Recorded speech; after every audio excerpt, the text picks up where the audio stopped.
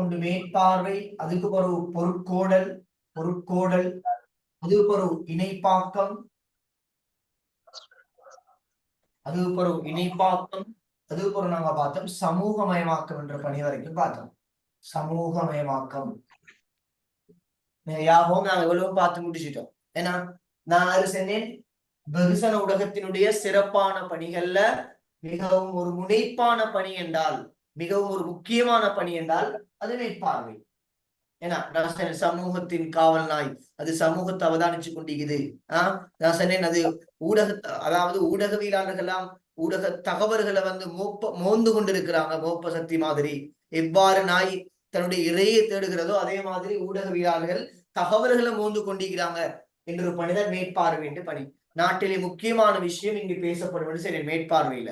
ஏன்னா அதே மாதிரி இயற்கை செயற்கை அனர்த்தங்கள் சார்ந்த முக்கியமான அரசியல் முடிவுகள், வீதி விபத்துக்கள் சார்ந்த விஷயம் இங்கு முக்கியப்படுத்தப்படும் சொன்னேன். இது மேற்பார்வை செய்யப்பட்டது. பொருட்கோள் பொறுத்து நான் நேற்று கூட குரூப்ல கேள்வி போட்டிருந்தேன்.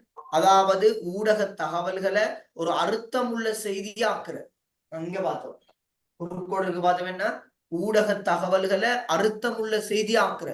இதற்காக வேண்டி மக்களின் அபிப்பிராயங்களையும், இதற்காக வேண்டி மக்களின் அபிலாசைகளையும், இதற்காக வேண்டி மக்களின் தேவை, விருப்பம், வெறுப்பு இவைகளை அவதானித்து ஒரு அர்த்தமுள்ள செய்தியாக்குன்ற செயற்பாடுதான் நாங்க படிச்சோம் பொருட்கோடல் அல்லது அர்த்தப்பட படிச்சோம்.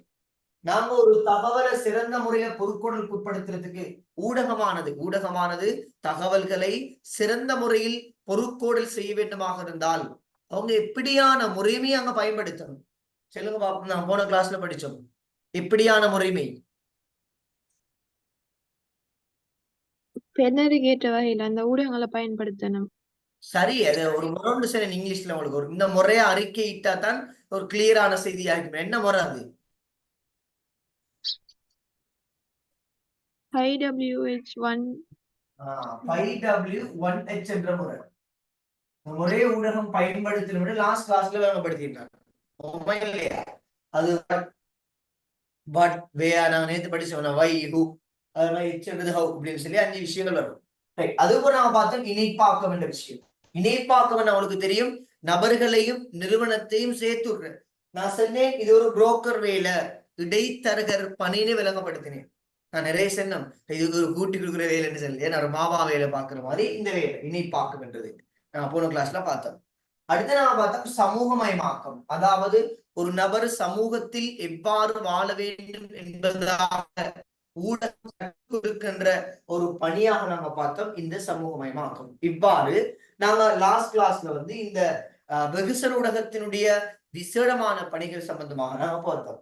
அது இல்லாம நான் முன்னுக்கு ஒரு பாயிண்ட் சொன்னேன், பொதுவாக இடம்பெறக்கூடிய தொடர்பாடல் பணிகளும். அப்ப உங்களுக்கு தெரியும் பொதுவாக இடம்பெறக்கூடிய தொடர்பாடல் பணி என்னென்ன பணி இது? பொதுவான தொடர்பாடல் பணி என்ன சொல்லுங்க பாப்போம். தகவல் வழங்குதல், அறிவூட்டல், பொழுதுபோக்களித்தல். அவ்வளவுதானே? ரெண்டு இங்க ஒன்றுக்கு 2 சொல்றீங்க. முதலாவது தகவல் வழங்குதல், கல்வி ஊட்டல் அல்லது அறிவூட்டல், பொழுதுபோக்களித்தல் அல்லது மகிழ்வூட்டம். ஒன்றுதான் ரெண்டும்.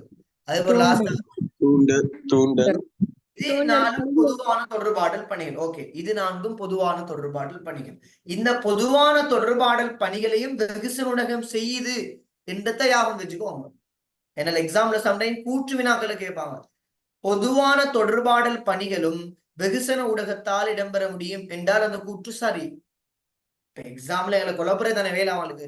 அப்ப கிளியரா அப்ப எக்ஸாம்ல வந்து உங்களுக்கு வெகுசன பொதுவா ஒரு கேள்விக்கிறான் எக்ஸாம்ல, வெகுசன ஊடகத்தின் பணியை விளக்கப்படுத்துக அல்லது வெகுசன தொடர்பாடலின் பணியை விளக்கப்படுத்துகன்னு கேட்டா நீ நேரடியா முக்கியம் கொடுக்கணும் இந்த 4 பணியும் தான். ஏனென்றால் வெகுசன ஊடக பணிகள்ல ஒரு விசேடமான பணியாக நாங்க பார்க்கிறோம்.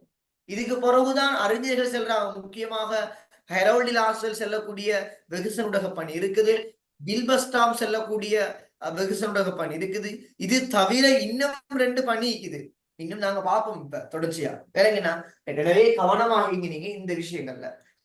இப்ப நாங்க வரக்கூடிய பகுதி நான் லாஸ்ட் கிளாஸ்ல விளங்கப்படுத்தாம போன ஞாபகம் எனக்கு. அதாவது பில்பஸ்டாம் ஹெரோல்டி லாஸ்டல் இந்த வெகுசன ஊடகம் எப்படியான பணிகளை நிறைவேற்றுது என்பதாக உங்களோட கைட்ல ஒரு பிழையான ஒரு கருத்து தரப்பட்டிருக்குது. இது கைட்ல பிழை தரப்பட்ட விஷயம். எக்ஸாம்ல கூட இது உங்களுக்கு வராது. கைட்ல இது கைட்ல செல்லப்பட்டதை பாருங்க.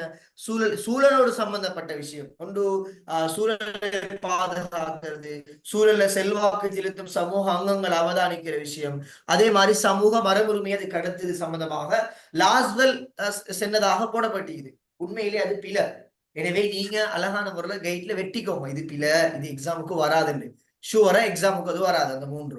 அப்ப ஹெரோட் லாசல் உண்மையா என்ன சொன்னாரு என்னது அப்டேட் இப்ப நான் சொல்லி தர போறேன் நான். சரியா? எனவே தெளிய விளங்கிக்கோங்க பிள்ளைகள். உங்களுக்கு கைட்ல 67ஆம் பக்கம், என்ன கைட்ல 67ஆம் பக்கம், உங்களோட கைட்ல எத்தனை பக்கம் தெரியும் எனக்கு. உங்களோட கைட்ல 67ஆம் பக்கம் நீங்க பாருங்க. 3 சூழலோடு சம்பந்தப்பட்டது சமூக மரபுரிமை சொன்னா பேசப்படுது. லாஸ்வெல் சென்னேண்டி அது பில பயமில்லாம வெட்டிக்கோங்க. இப்ப நான் செல்லக்கூடிய விஷயத்தை எழுதிக்கோங்க. இதான் அப்டேட், இதான் புதிய விஷயம் ஒரு சொன்னது. அது கைட்ல கொஞ்சம் மாறி வந்துட்டு என்ற வகையில வச்சுக்கோங்க. அது பில. Right, okay. அப்ப ஹெரோடிலாஸ் உண்மையா என்ன செல்றாருன்னு நம்ம பார்ப்போம். அப்ப லாஸ்வெல் செல்லக்கூடிய ஹெரோடிலாஸ்வெல் செல்லக்கூடிய பிரதானமான 3 வெகுசன ஊடக பணிகளை நாங்க பார்த்தோம் என்று சொன்னால், முதலாவது செல்றார் அவர் கண்காணித்தல். முதலாவது செல்றார் அவர் கண்காணித்தல். இரண்டாவது செல்றாரு உலகம் முழுவதும் தகவல் வழங்குதல். உலகம் முழுவதும் தகவல் வழங்குதல்.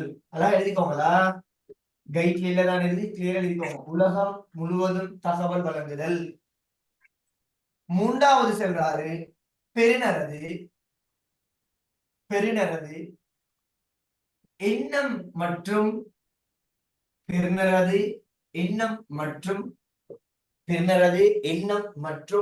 கருத்தை மாற்றும் ஆற்றல்.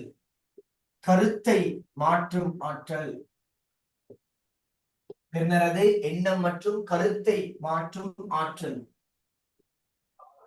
என்பதாக உண்மையாகவே ஹெரோடிலாஸ்வெல் செல்லக்கூடிய பிரதானமான வெகுசன ஊடகத்தின் பணியாக இது காணப்படுது. இது லாஸ்வெல் செல்லக்கூடிய பணி. கைட்ல போடப்பட்ட விஷயம் பிழை என்றதை ஆரம்பிச்சுக்கோங்க. இந்த 3 எழுதிக்கோங்க. நான் இப்ப ஒவ்வொன்றுக்கும் ஒவ்வொரு விளக்கம் தர போறேன். உங்களுக்கு நான் முதலாவது பாயிண்ட்ஸுக்கு விளக்கம் தர மாட்டேன்.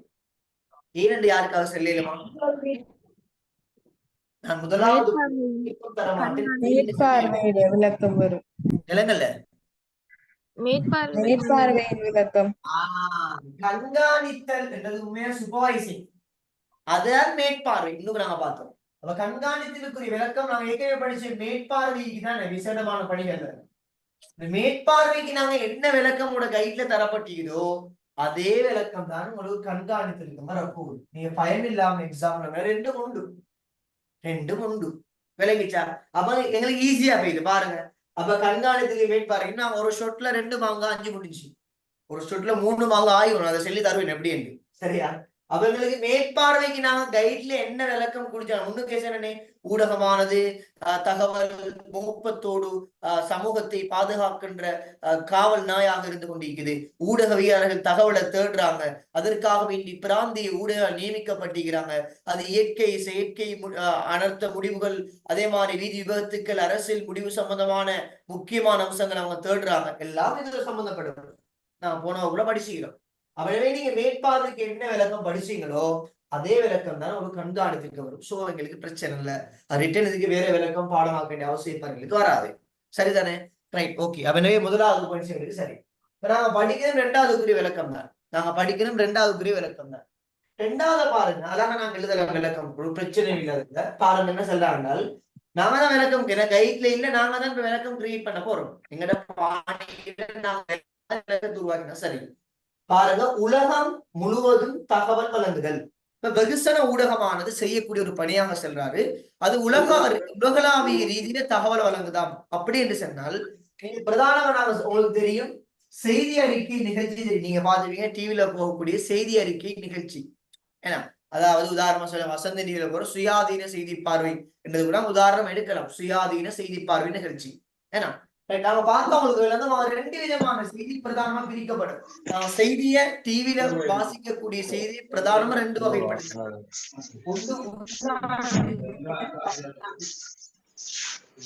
மைக்க மீட் பண்ணுங்க தயவு செய்து சொல்றேன் நான்.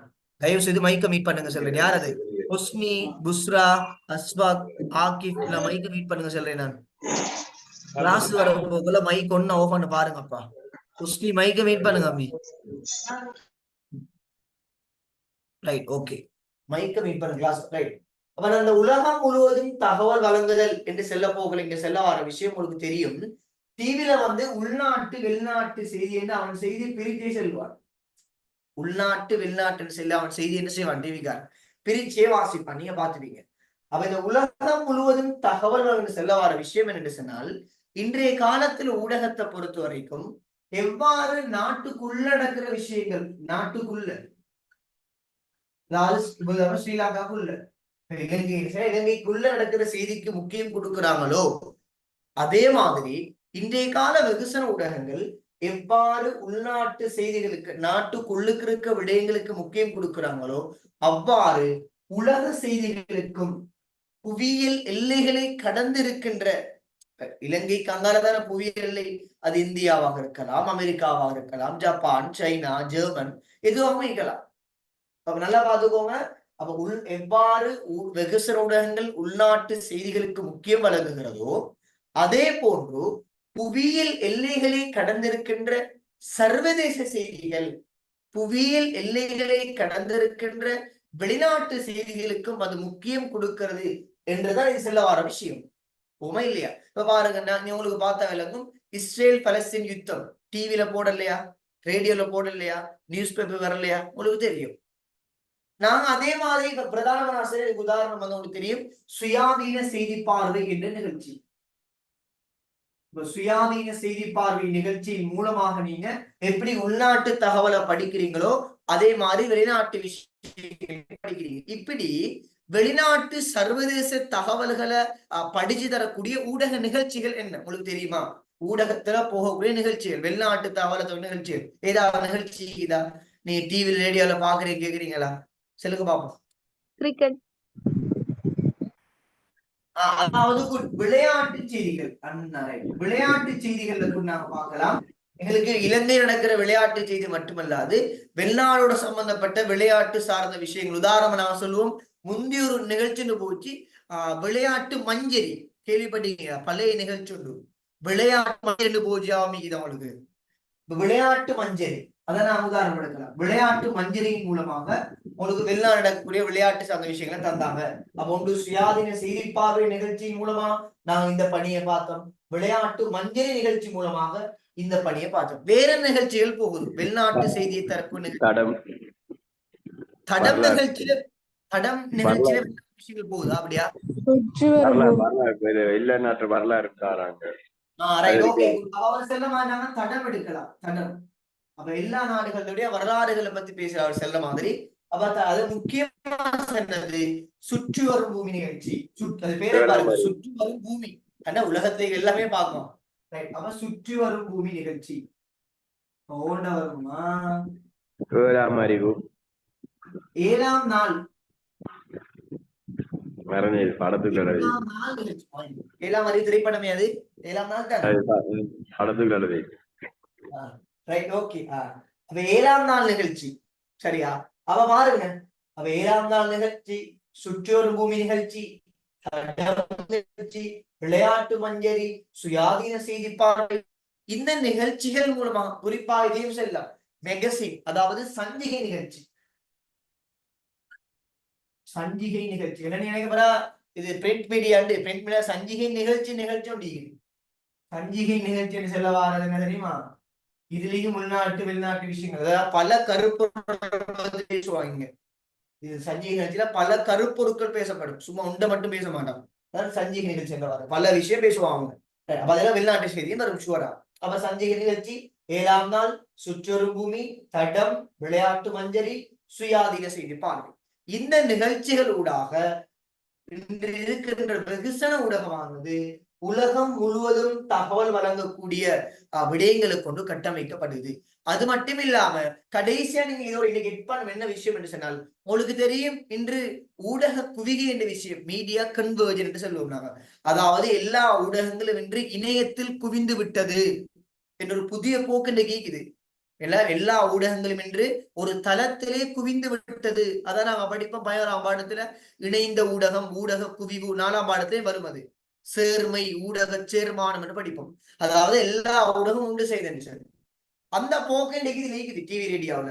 அதாவது என்ன விஷயம் என்று சொன்னா, உங்களுக்கு தெரியும் இன்றைக்கு இருக்கக்கூடிய எல்லா அதாவது நாம் செல்லக்கூடிய பத்திரிகையாக இருக்கலாம், புத்தகம், சஞ்சிகை, வானொலி, தொலைக்காட்சி எதுவாக இருந்தாலும் அந்த ஊடகங்களானது இன்று அந்தந்த ஊடகங்களுக்கென்றே இன்றைக்கு அவங்க வாட்ஸ்அப் குரூப், புலன குழுமங்கள் வாட்ஸ்அப் குரூப்.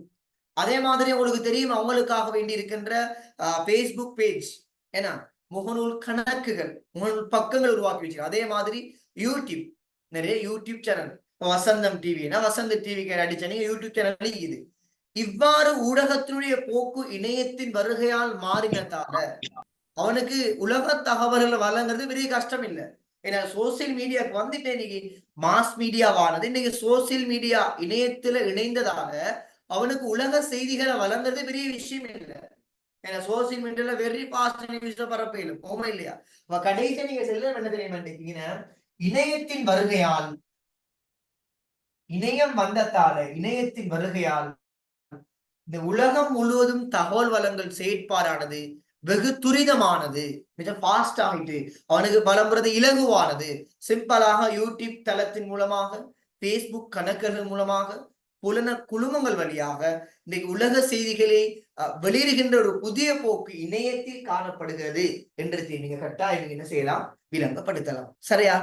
விளங்கிட்ட விஷயம் என்னென்று அவன் நியாயமான நிகழ்ச்சி இருக்குது. இந்த நிகழ்ச்சி எல்லாம் கொடுத்து கொஞ்சம் உள்நாட்டு வெளிநாட்டு செய்தி விஷயம் எல்லாம் பேசி நீங்க ஒரு விளக்கம் கொடுத்தா சரி.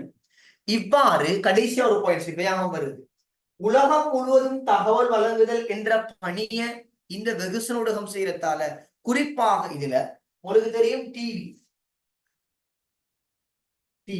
அப்ப இந்த உலகம் முழுவதும் தகவல் என்ற பணியை செய்யறதால குறிப்பாக டிவி ஒரு பேரால் அழைக்கிறாங்க, என்ன தெரியுமா? பூகோள ஊடகம், பூகோள பொதுசன ஊடகம் சொல்லலாம். பூகோள பொதுசன ஊடகம், பூகோள பொதுசன ஊடகம் என்று டெலிவிஷன், அதாவது டிவி, தொலைக்காட்சி அளிக்கப்படுது. காரணம் அது உள்நாட்டு செய்தி மட்டுமல்லாம உலக தகவலை கொண்டு வரதால டிவி ஆனது பூகோள பொதுசன ஊடகம் என்றும் அளிக்கப்படுகிறது. இதை நீங்க ஏட் பண்ணலாம் ஒரு பாயிண்ட்ஸா, எங்களுக்கு பிரச்சனை இல்லை. இது எக்ஸ்ட்ரா பாயிண்ட்ஸ் ஏட் பண்ணலாம். சரியா? அப்ப இணையத்தால மாறின விஷயம் இந்த உதாரணம், ஏனைய உதாரணம் சொல்லி விளக்கம் கொடுத்தா சரி. சரியா? Right, okay. அடுத்து நாங்க பார்க்க போறோம், நான் அழிச்சுட்டு பூகோள பொதுசன ஊடகமா? ரைட்.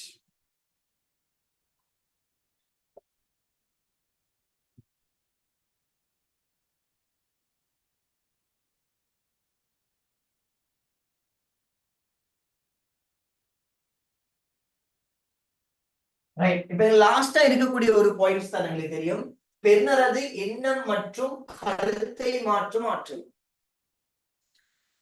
அப்ப இன்னைக்கு உண்மையிலே நாங்க பார்த்தோம்னு சொன்னா, அதாவது வானொலியாக இருக்கலாம், தொலைக்காட்சியாக இருக்கலாம், பத்திரிகையாக இருக்கலாம், எந்த வெகுசூடமாக இருந்தாலும் இன்னைக்கு வெகுசன ஊடகம் மூலமாக வெளியிடப்படுகின்ற தகவல்கள், வெகுசன ஊடகம் மூலமாக வெளியிடப்படுகின்ற தகவல்களானது பெறுநருடைய எண்ணத்தையும், பெறுநருடைய எண்ணம் அவன் கருத்துக்கள்ல மாற்றத்தை உருவாக்குது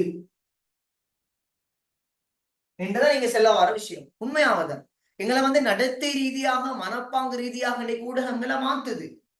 உண்மை இல்லையா? உதாரணம் நாங்க எடுப்போமே, எங்களோட உணவு முறை, எங்களுடைய ஆடை அணிகலன்கள், எங்களுடைய கலாச்சாரம், எங்களுடைய கல்வி செயற்பாடு, எங்களுடைய எதிர்காலம் எழுதிக்கோங்க. இதெல்லாம் உணவு, ஆடை அணிகலன்கள், கலாச்சாரம், கல்வி, எதிர்காலம், எங்களுடைய தொடர்பாடு, எங்களுடைய உறவுகள், இவைகளை தீர்மானிக்கின்ற ஒன்றாக இன்றைக்கு வெகுசன ஊடகம் மாறிட்டு. ஏன்னா நாங்க படிக்கிறோமே, இன்னைக்கு வெகுசன ஊடகம் எங்களை சமூகமயமாக்குது, சமூகத்துல நாங்க எப்படி வாழணும் எங்களை படிச்சு தருது என்று நாங்க படிச்சோம் முந்தி கூட. என்ன செல்ல வராங்க சொன்னால், வெகுசன ஊடகத்தால வெளியாகின்ற தகவலானது எங்கட உணவு முறையை மாத்துது. நீ இப்படி சாப்பிடுன்னு சொல்லி தருது, உன்னை உடுப்ப நீ இப்படி உடன்னு சொல்லி தருது, உன்னை கலாச்சாரத்தை இப்படி மாத்து, உன்னை பண்பாட்டு இப்படி சிஸ்டத்தை இப்படி மாத்து சொல்லி தருது, உன்னை எதிர்காலம் எப்படி இருக்குன்னு மைக்க மீட் பண்ணுங்கப்பா. செல்றது விளங்குது இல்ல, சின்ன புள்ள வாராள்கள். நீ ரெண்டா அடிப்ப உங்களை சொல்றேன், நீங்க கிளாஸ்ல இந்த பாருங்க. ஐயோ செல்ல என்னன்ற சின்ன புள்ளல் மாதிரி இருக்கீங்க. ஓலவல் கிரேட் 9 இல்லையே, மைக்க மீட் பண்ணுங்க. உங்களுக்கு ஏன் அதுல கை போகுது? என்னதான் எழுதுற வேலை, நான் எழுதுறது கிடையாது. Right, okay. அப்ப உங்களோட எதிர்காலம், உங்களோட ஃபியூச்சர், அதே மாதிரி உங்களோட தொடர்பாடல் முறைமைகள், அதே மாதிரி உறவுகள், இவைகளை நீங்க எப்படி அமைத்து கொள்ள வேண்டும் என்று இன்று ஊடகத்தை பார்த்துதான் மனுஷன் தன்னோட வாழ்க்கையை மாத்துறார். நீங்க பார்த்த விளங்கும். உங்களுக்கு தெரியும், நான் உதாரணம் ஒன்று சொல்ல வரேன். வீட்டுல எல்லாரும் ஒரு சகான் சாப்பாடு வாங்குவாங்க. ஃப்ரைடே வந்தா பொதுவாகவே சகான் சாப்பாடு வாங்கினா பிளஸ் என்ன வருவீங்க? ஒரு சோடா வரும், ஒரு சோடா சுவரா வரும். இது யாரு கொண்டு வந்த? ஊடகம் கொண்டு வந்த விஷயம். பாருங்க, உணவு முறை எப்படி நீங்க மாத்தின்னு பாருங்க. சகான் சாப்பாடுன்னா பிளஸ் அது நிச்சயமா சோடா வந்து வரணும் வாங்கினேன். அப்பதான் வந்து சரியா சாப்பாடு செய்வாடையும் என்றது ஊடகம் உருவாக்கிட்டாங்க. பாருங்க பார்ப்போம். அதே மாதிரி உங்களுக்கு தெரியும், இன்றைக்கு விரை உணவு கலாச்சாரம், விரை உணவு கலாச்சாரம் அல்லது உடனடி உணவு கலாச்சாரம், ஃபாஸ்ட் ஃபுட்.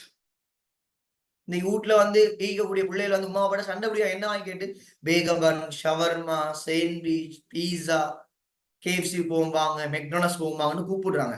என்ன காரணம்? இன்னைக்கு டிவில போகக்கூடிய, குறிப்பாக எங்கட எண்ணங்களை, எங்கட கருத்துக்களை மாற்றத்துல மிக அவதானமா தாக்கம் செலுத்துற விஷயம்தான் இந்த ஊடக விளம்பரங்கள், அட்வர்டைஸ்மெண்ட். இந்த விளம்பரங்கள் தான் மனிதன் கலாச்சாரத்தை மாத்திரத்துல, அவனோட உணவு, அவனோட சாப்பாடு, அவனோட எதிர்காலம், அவனோட கல்வி, இவைகளை மாத்திரத்துல மிக பிரதான செல்வாக்கு விளம்பரங்கள். விளம்பரம் என்றது புதிய புதிய விஷயத்தை என்ன செய்வான்? ஊடக சந்தையில விற்கிறான். அந்த டிவியில நான் முன்னைக்கு படிச்ச ஊடக பொருளாதாரம், ஊடக சந்தை என்று ஊடக சந்தையில புதிய புதிய விஷயங்களை கொண்டாந்து டிவிக்காரன் காட்டுறான். இதன் மூலமா நாம பத்திரிகையில பாக்குறோம். இதன் மூலமா இந்த எண்ணங்களையும் எங்களோட கருத்தையும் நாங்க மாத்துறோம். பாருங்க, இந்த உணவு முறை எப்படி மாறுதுன்னு பாருங்க. இப்ப இன்னைக்கு போயிட்டு நீங்க காலையில நல்லா சோறு வெங்காயத்துல தின்னா யாரும் கேட்பாங்களா? பைத்தியமானு கேட்பாங்க, உண்மை இல்லையா? எப்படி மனிதன் கல்ச்சர் இன்றைக்கு ஊடகமானது மாத்துன்னு பாருங்க. ரெனிம் கல்ச்சர், குறிப்பாக ஆடையில வந்து உடுப்ப ஃபிட்டா உடுக்கிறது. அடுத்தது ரெனிம். இந்த ரெனிம் கல்ச்சரை கொண்டு வந்ததும் ஊடகத்துல காட்டப்பட்ட விளம்பரம், ஊடக தகவல் நாங்க பார்த்து வரையும் விஷயம். அதே மாதிரி நாங்க ஹேர் கட் பண்ற விஷயம், ஹேர் கட்டிங், எங்கட நாங்க முடிய வந்து களையிற விஷயம். எப்படி இன்னைக்கு டிவி, சினிமா திரைப்படங்கள்லையும் அல்லது தொடர் நாடகங்களையும் அல்லது டிவிகளையும் வரக்கூடிய நடிகர் நடிகை எவ்வாறு அவங்களோட ஹேர் கட்டிங் முறையை வச்சுக்கிறாங்களோ அதே மாதிரி எங்கட முறையை மாத்துறோம். உண்மை இல்லையா? அதே மாதிரி நாங்க இன்னும் செல்லலாம். நான் அவரை போல ரஜினியை மாறி இருக்கணும், விஜய மாறி இருக்கணும், எங்கட வகிபாகம், கேரக்டர், எங்கட தொடர்பாடல் போது நாங்க எப்படி பேசணும், அவரோட வாய்ஸ்ல பேசுறோம், இவரோட வாய்ஸ்ல பேசுறோம், தொடர்பாடல் முறையை மாத்துது. இப்படி அடுக்கி கொண்டே போகலாம். நாங்க எப்படி மனிதன் என்னோட கல்வியை எடுத்தா உதாரணம், இன்றைக்கு பாருங்க நிறைய பிரைவேட் யூனிவர்சிட்டி உருவாக்கப்பட்டு இந்த யூனிவர்சிட்டிக்கு வாங்க, இவ்வளவு உழைக்கலாம், உங்களுக்கு இந்த டிகிரி ஈஸியா முடிக்கலாம், உங்களுக்கு A level பாஸ் தேவை எல்லாம் போலியான வதந்திகளும் சில விளம்பரங்கள் மூலமா பரப்பப்பட்டது. ஏமாற்றங்களும் நடக்குது. பாருங்க, ஃபியூச்சர் தீர்மானிக்கிற ஒன்றாக இன்னைக்கு எங்களை பாருங்க வாழ்க்கையில் இந்த ஊடகம் பெரிய ஒரு செல்வாக்கு செய்து கொண்டிருக்குது. யோசிச்சு பாருங்க, எவ்வளவு நீங்க விளங்குது இல்ல, அது புத்திக்கு படாது இந்த விஷயம். ஏன்னா நாங்க ஊடகத்துக்கு அடிமையாக்கிட்டோமே. இது புத்திக்கு படாது. உண்மையா கல்வியை மாத்துதான்னு யோசிப்பீங்க நீங்க. உண்மையா மாத்துது. இப்ப பாருங்க, ஊடகம் ஒன்று உருவாக்குறான். வெள்ளை தோல் உடையவர்கள், அழகானவர்கள். என்ன டிவிக்கு எடுக்கக்கூடிய மெகா சீரியல்ல வரக்கூடிய ஆட்கள் பெரும்பாலும் வெள்ளையனாக்களை பார்த்து எடுப்பாங்க. இருந்து வர விஷயம் என்ன தெரியுமா? அதுல போடுவான் டக்குனு விளம்பரம், ஃபேர் அண்ட் லவ்லி போட்டுட்டாங்கன்னா ஷுவரா போயிட்டு நீங்க கடையில வாங்குவீங்க. பாருங்க, டார்கெட் பிசினஸ் மைண்ட். எப்படியோ கிரீமை விற்கணும், அதுதான் ஊடகம் ஒரு கோஷத்தை உருவாக்குறான். வெள்ளை தோல் உடையவர்கள் எல்லாம் அழகானவர்கள். பாருங்க, குறிப்பா மேக்கப் என்ற விஷயம், அதுக்கு நிகழ்ச்சியே போகுது, மகளிர் மட்டும் நிகழ்ச்சி. பாருங்க, இது மகளிர டார்கெட் பண்ண நடக்கிற விஷயம். அவங்கள்ட்ட மேக்கப் கல்ச்சர் உருவாக்கணும், அவங்க மேக்கப் கோர்ஸ் செய்யணும். எப்படி விஷயம் இது உங்களுக்கு படாது? புத்திக்கு பட்டுதா? யாருக்கு சரி புத்திக்கு பட்டுதா? இல்ல, புத்திக்கு படாது. எப்படி மாத்த எங்க நடத்தைகளை, எங்கட எண்ணங்களை, எங்கட கருத்துக்கள் எப்படி இந்த ஊடகம் மாத்துது யோசிச்சு பாருங்க. புத்திக்கு படாது. இந்த விஷயம் புத்திக்கு படாது. எப்படி ஊடகம் எங்களை மாத்துது. நான் சொல்லக்கூடிய ஒவ்வொரு நிகழ்ச்சிகளும் உங்களோட வாழ்க்கையில நிச்சயம் தாக்கம் செலுத்தும். இப்ப இவ்வாறான நிகழ்ச்சிகள் ஊடாக பெருநரை திசை திருப்புறாங்க, வேறொரு திசைக்கு ஆக்கி விடுறாங்க. பெருநடைய நடத்தைகளை நாங்க எப்படி வாழ்க்கையில் நடந்து கொள்ளணுமோ அதையும் ஊடகம் சொல்லி தருது. இப்படி நட, இப்படி உருவு போடு, இப்படி நடந்தணும் கலர்ஸ். உதாரணமா சொல்லனே, கிறிஸ்டியானோ ரொனால்டோ இருக்கிறான், ஒரு விளம்பரத்துக்கு வருவான், கிளியர் சம்மன் விளம்பரத்துக்கு வருவான். அவன் சொல்லுவான் கிளியர் சம்ப போட்டு அவனோட பொடுவெல்லாம் பறக்கும், கிளீன் ஆகும் என்றோன இவரை விரும்பக்கூடிய அவனோட ஃபேன்ஸ் ஸ்போர்ட்ஸ்ல இருக்கக்கூடிய ஃபுட்பால் பிளேயர்ஸ் என்ன செய்வாங்க, ரொனால்டோ யூஸ் பண்ணணும், நான் யூஸ் பண்ணணும். பாருங்க எப்படி ஊடகம் எங்களுக்குள்ள ஒரு மாறா தன்மையை கொண்டு வராங்க. சொல்லுவாங்க, நாங்க படிப்போம் 6ஆம் பாடத்துல ஸ்டூடியோ டைப்னு சொல்லி, இது இப்படித்தான் என்ற மனோநிலை. இந்த போய் எழுதுங்க, பெண்ணரது என்ன மற்றும் கருத்தை மாற்றம் எழுதுங்க. ஊடகம் இன்றைக்கு பெண்ணுக்கு மத்தியில விதைக்கக்கூடிய விஷயம் என்ன தெரியுமா, இது இப்படித்தான், இது இப்படித்தான் என்ற மனோநிலை, இது இப்படித்தான் என்ற மனோநிலை. இதை ஊடகம் இன்றைக்கு உருவாக்குறாங்க. இது ரொனால்டோ யூஸ் பண்ற கிளியர் சம்பதை யூஸ் பண்ணுங்க. அவங்களுக்கு அழகான நகை வேணுமா, ஆபரணங்கள் வேணுமா, நயன்தரா எக்ஸ்பெக்டேஷனுக்கு வர பாருங்க, அங்க போயிட்டு அதை வாங்குங்க. பாருங்க, நான் சொல்றேன் நிறைய செல்வமே, பலம் நலம் சக்தி நெஸ்டமோல், பாருங்க ஊடகம் உருவாக்குறாங்க. பலம் நலம் சக்தி நெஸ்டமோலையும் குடிங்க. வீட்டு வைத்தியம்னா சித்தால போய் யூஸ் பண்ணுங்க. ஊடகம் உருவாக்குற விஷயம் பாருங்க. இப்படி மனிதன் எண்ணங்களை, மனிதனை நடத்தியை தீர்மானிக்கிற ஒன்றாக இந்த வெகுசன ஊடகம் மாறிட்டு, குறிப்பாக இதுல அதிகமாக தாக்கம் செலுத்துற ஊடகம் தான் ஒரு இல்ல ஊடகம் தான். உங்களுக்கு தெரியும், அது டிவி. ஒரு இல்லற ஊடகம் என்று சொல்றாங்க அந்த டிவியை, வீட்டு ஊடகம் என்று சொல்றாங்க டிவியை, அனைவருக்கும் நெருக்கமான ஊடகம் என்று சொல்றாங்க டிவியை. காரணம் என்ன, இவைகள் தான் பிரதானமாக இந்த உணவுகள்ல, ஆடை அணிகலங்கள்ல, கலாச்சாரத்துல, கல்வியில, எதிர்காலத்துல, தொடர்பாடல்ல, உறவுகள்ல மிகப்பெரிய மாற்றத்தை கொண்டு வருது. எனவே இவைகளை மையப்படுத்தி, இந்த டிவியை மையப்படுத்தி கட்டாயம் இந்த விளக்கத்தை என்ன செய்யணும் கொடுத்தா சரி. விளங்கி ஜபாடம் என்ன விஷயம் கிளியரா? லாஸ்ட் 3 பணியும் கிளியரா இல்லையா? ஓம் சார், கிளியர். கிளியர் ஆச்சு.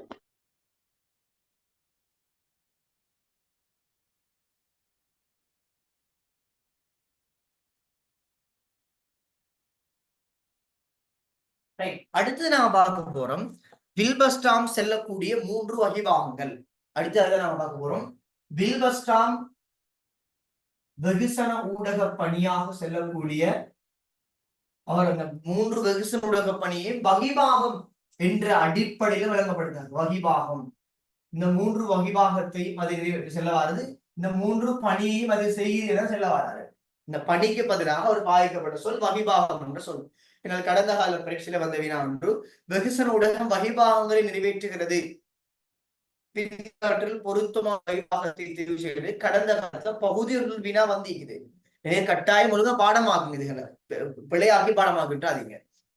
முதலாவது அவர் செல்லக்கூடிய வகிபாகம் உங்களுக்கு தெரியும், பாதுகாவலர் வகிபாகம். முதலாவது செல்லாரு பாதுகாவலர் வகிபாகம். 2வது ஆசிரியர் வகிபாகம். 2வது ஆசிரியர் வகிபாகம். 3வது கலந்துரையாடல் சபையின் வகிபாகம். 3வது கலந்துரையாடல் சபையின் வகிபாகம். கலந்துரையாடல் சபையின் வகிபாகம். 3 வகிபாகங்களை அல்லது இவ்வாறு 3 வெகுசன ஊடக பணிகளை நிறைவேற்றுவதாக வில்பஸ்டாம் ஒரு தெளிவான விளக்கத்தை கொடுக்கிறார்கள். ரைட், இப்ப எங்களுக்கு இதுல ஒன்றுக்கு பிரச்சனை வராது. இதுக்கு நான் சொன்னேனே, ஒரு ஷொட்ல 3 வாங்க ஆயிலும் என்று உண்மை இல்லையா? அதாவது பாதுகாவலர் வகிபாகத்திற்கும் மேற்பார்வை என்றதுக்கும் கண்காணித்தல் என்றதுக்கும், லாஸ்டல் செல்லக்கூடிய கண்காணித்தல் என்றதுக்கும் ஒரே விளக்கம் தான் வரப்போகுது. லேசி, எங்களுக்கு ஈஸியா போயிட்டு விளக்கம் எழுதுல பிரச்சனை வராது. பாத்தீங்களா, கண்காணித்திற்கு ஒரே விளக்கம். கண்காணித்திற்கு என்ன விளக்கம் எழுதுறீங்களோ அது மேற்பார்வைக்கு வரும். மேற்பார்வைக்கு என்ன விளக்கம் எழுதுறீங்களோ அது பாதுகாப்பு வரும். விளங்கிச்சா? அப்ப எங்களுக்கு இதுல சிக்கல் வராது. சோ நாங்க மேற்பார்வைக்கு அந்த கைட்ல அழகான விளக்கம் எழுதிக்கிறாங்க. அதே விளக்கத்தை இதுக்கும் எழுதிட்டீங்கன்னா ஒரு பிரச்சனை வராது. எக்ஸாம்ல கேட்டு வந்தா சரியா? ரைட், இப்ப எங்களுக்கு சிக்கல் என்ன, ஒரு சிக்கலும் இல்ல. இப்ப எங்களுக்கு இதுக்கும் விளக்கம் தெரியும், அவ்வளவுதானே? ரைட், ஓகே, நாங்க பாப்போம் என்ன விளக்கம் சொல்லி. சரியா?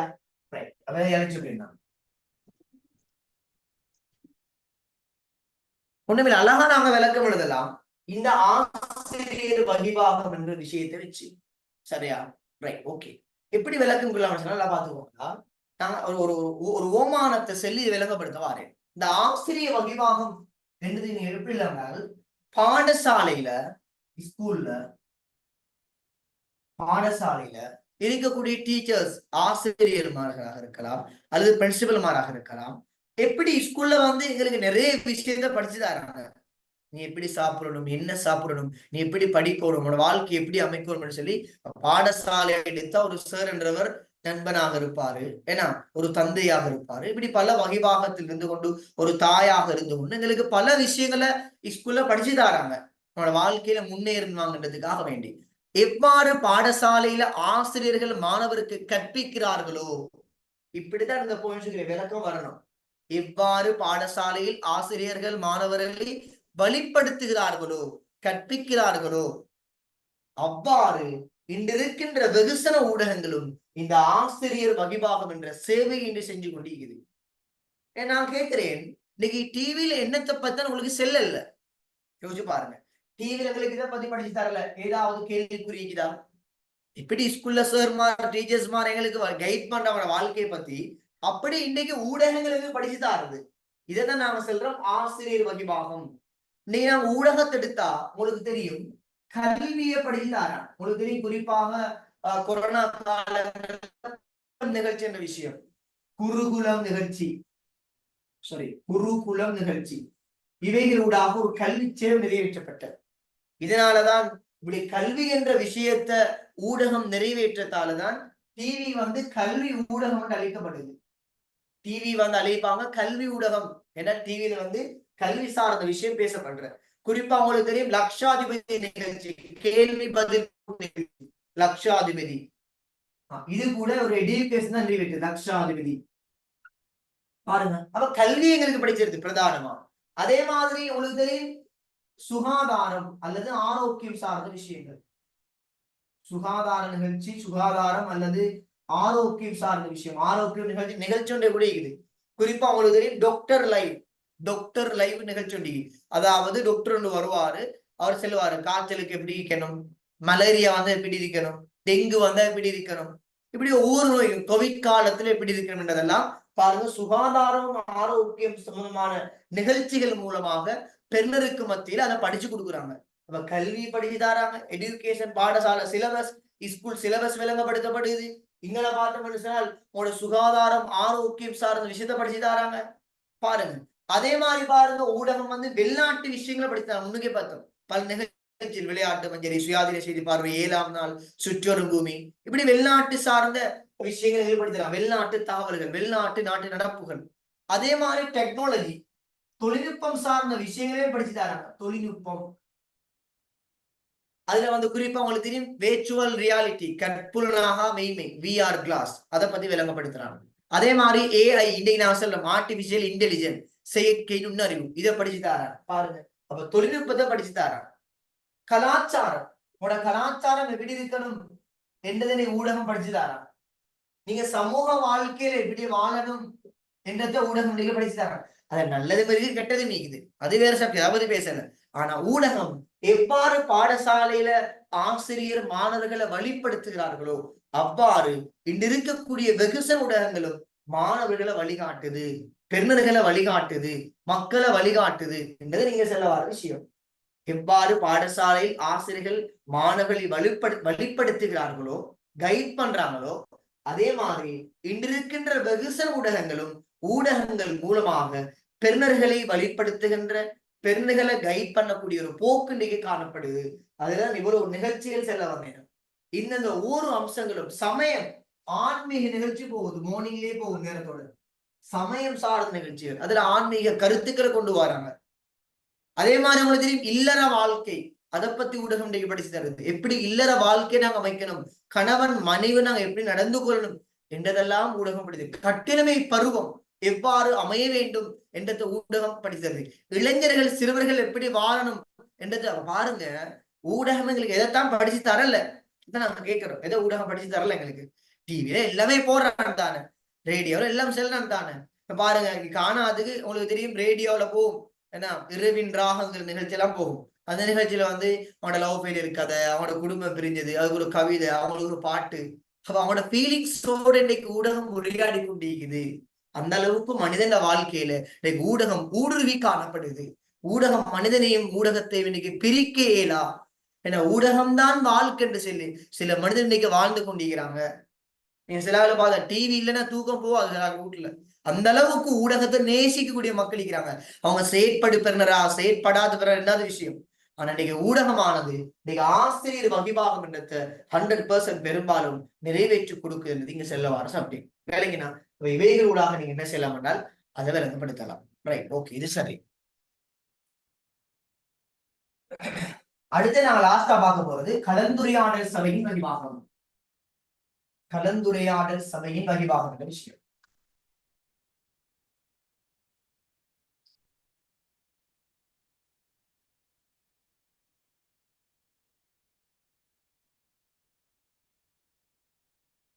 கலந்துரையாடல் சபையின் வகிபாகம் என்ற விஷயம் சரியா?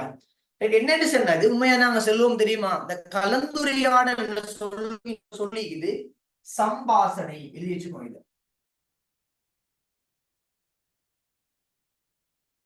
சம்பாசனை டிஸ்கஷன் கலந்துரையாடல்.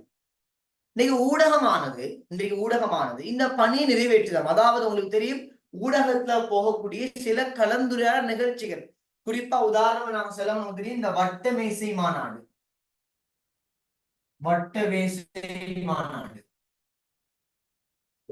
அதாவது டிஸ்கஷன் நிகழ்ச்சி நாங்க செல்றோம்.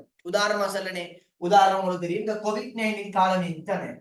COVID-19 காலத்துல இந்த COVID-19 சம்பந்தப்பட்ட டாக்டர்ஸ் இருக்கலாம், அதோட சம்பந்தப்பட்ட போலீஸ்மார்களாக இருக்கலாம், PHI, இப்படி முக்கியமான ஆட்கள் ஏன்னா இப்படி முக்கியமான ஆட்கள் எடுத்து என்ன செஞ்சாங்கன்னு சொன்னால் ஊடகவியலாளர் நினைப்பாரு. இப்ப இவங்களுக்கு வந்து டிஸ்கஷன் நிகழ்ச்சி நடக்கும். என்ன நடக்கும் சொன்னா இப்ப இவ்விடத்துல நான் ஒரு ஊடகவியலாளர் சொன்னா வளர்ச்சி ஒரு 4 பேர் சேர போட்டிப்பாங்க அல்லது டேபிள் போடப்பட்டிக்கும். அவங்க 3 பேரும் டேபிள் நீங்க பாத்துப்பீங்க. நான் இங்க ஒரு டேபிள் இருப்பேன், அவங்க 3 பேரும் ஒரு டேபிள் போடப்பட்டிக்கும் 3 பேர் இருப்பாங்க.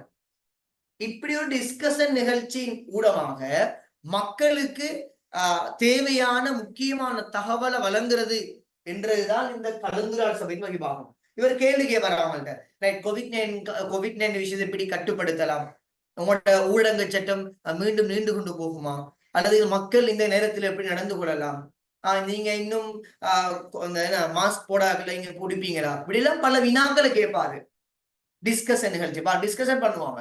இது நீண்டு கொண்டு போவோம், நிற்பாட்டப்பட்டுருமா, எப்போது நிற்கும், இதை கட்டுப்படுத்துற வழிமுறை என்ன, மக்களுக்கு நீங்க என்ன செல்ல வாரீங்க பாருங்க, நீங்க பாத்துப்பீங்க. அதே மாதிரி நாளெல்லாம் மலேரியா காலங்கள், அதே மாதிரி அரசியல். குறிப்பா உங்களுக்கு தெரியும் இந்த சட்டம் நிகழ்ச்சி நினைக்கிறேன். எஸ், அதிகாரம் நிகழ்ச்சி, கெவிரில கூடிய அதிகாரம் நிகழ்ச்சி.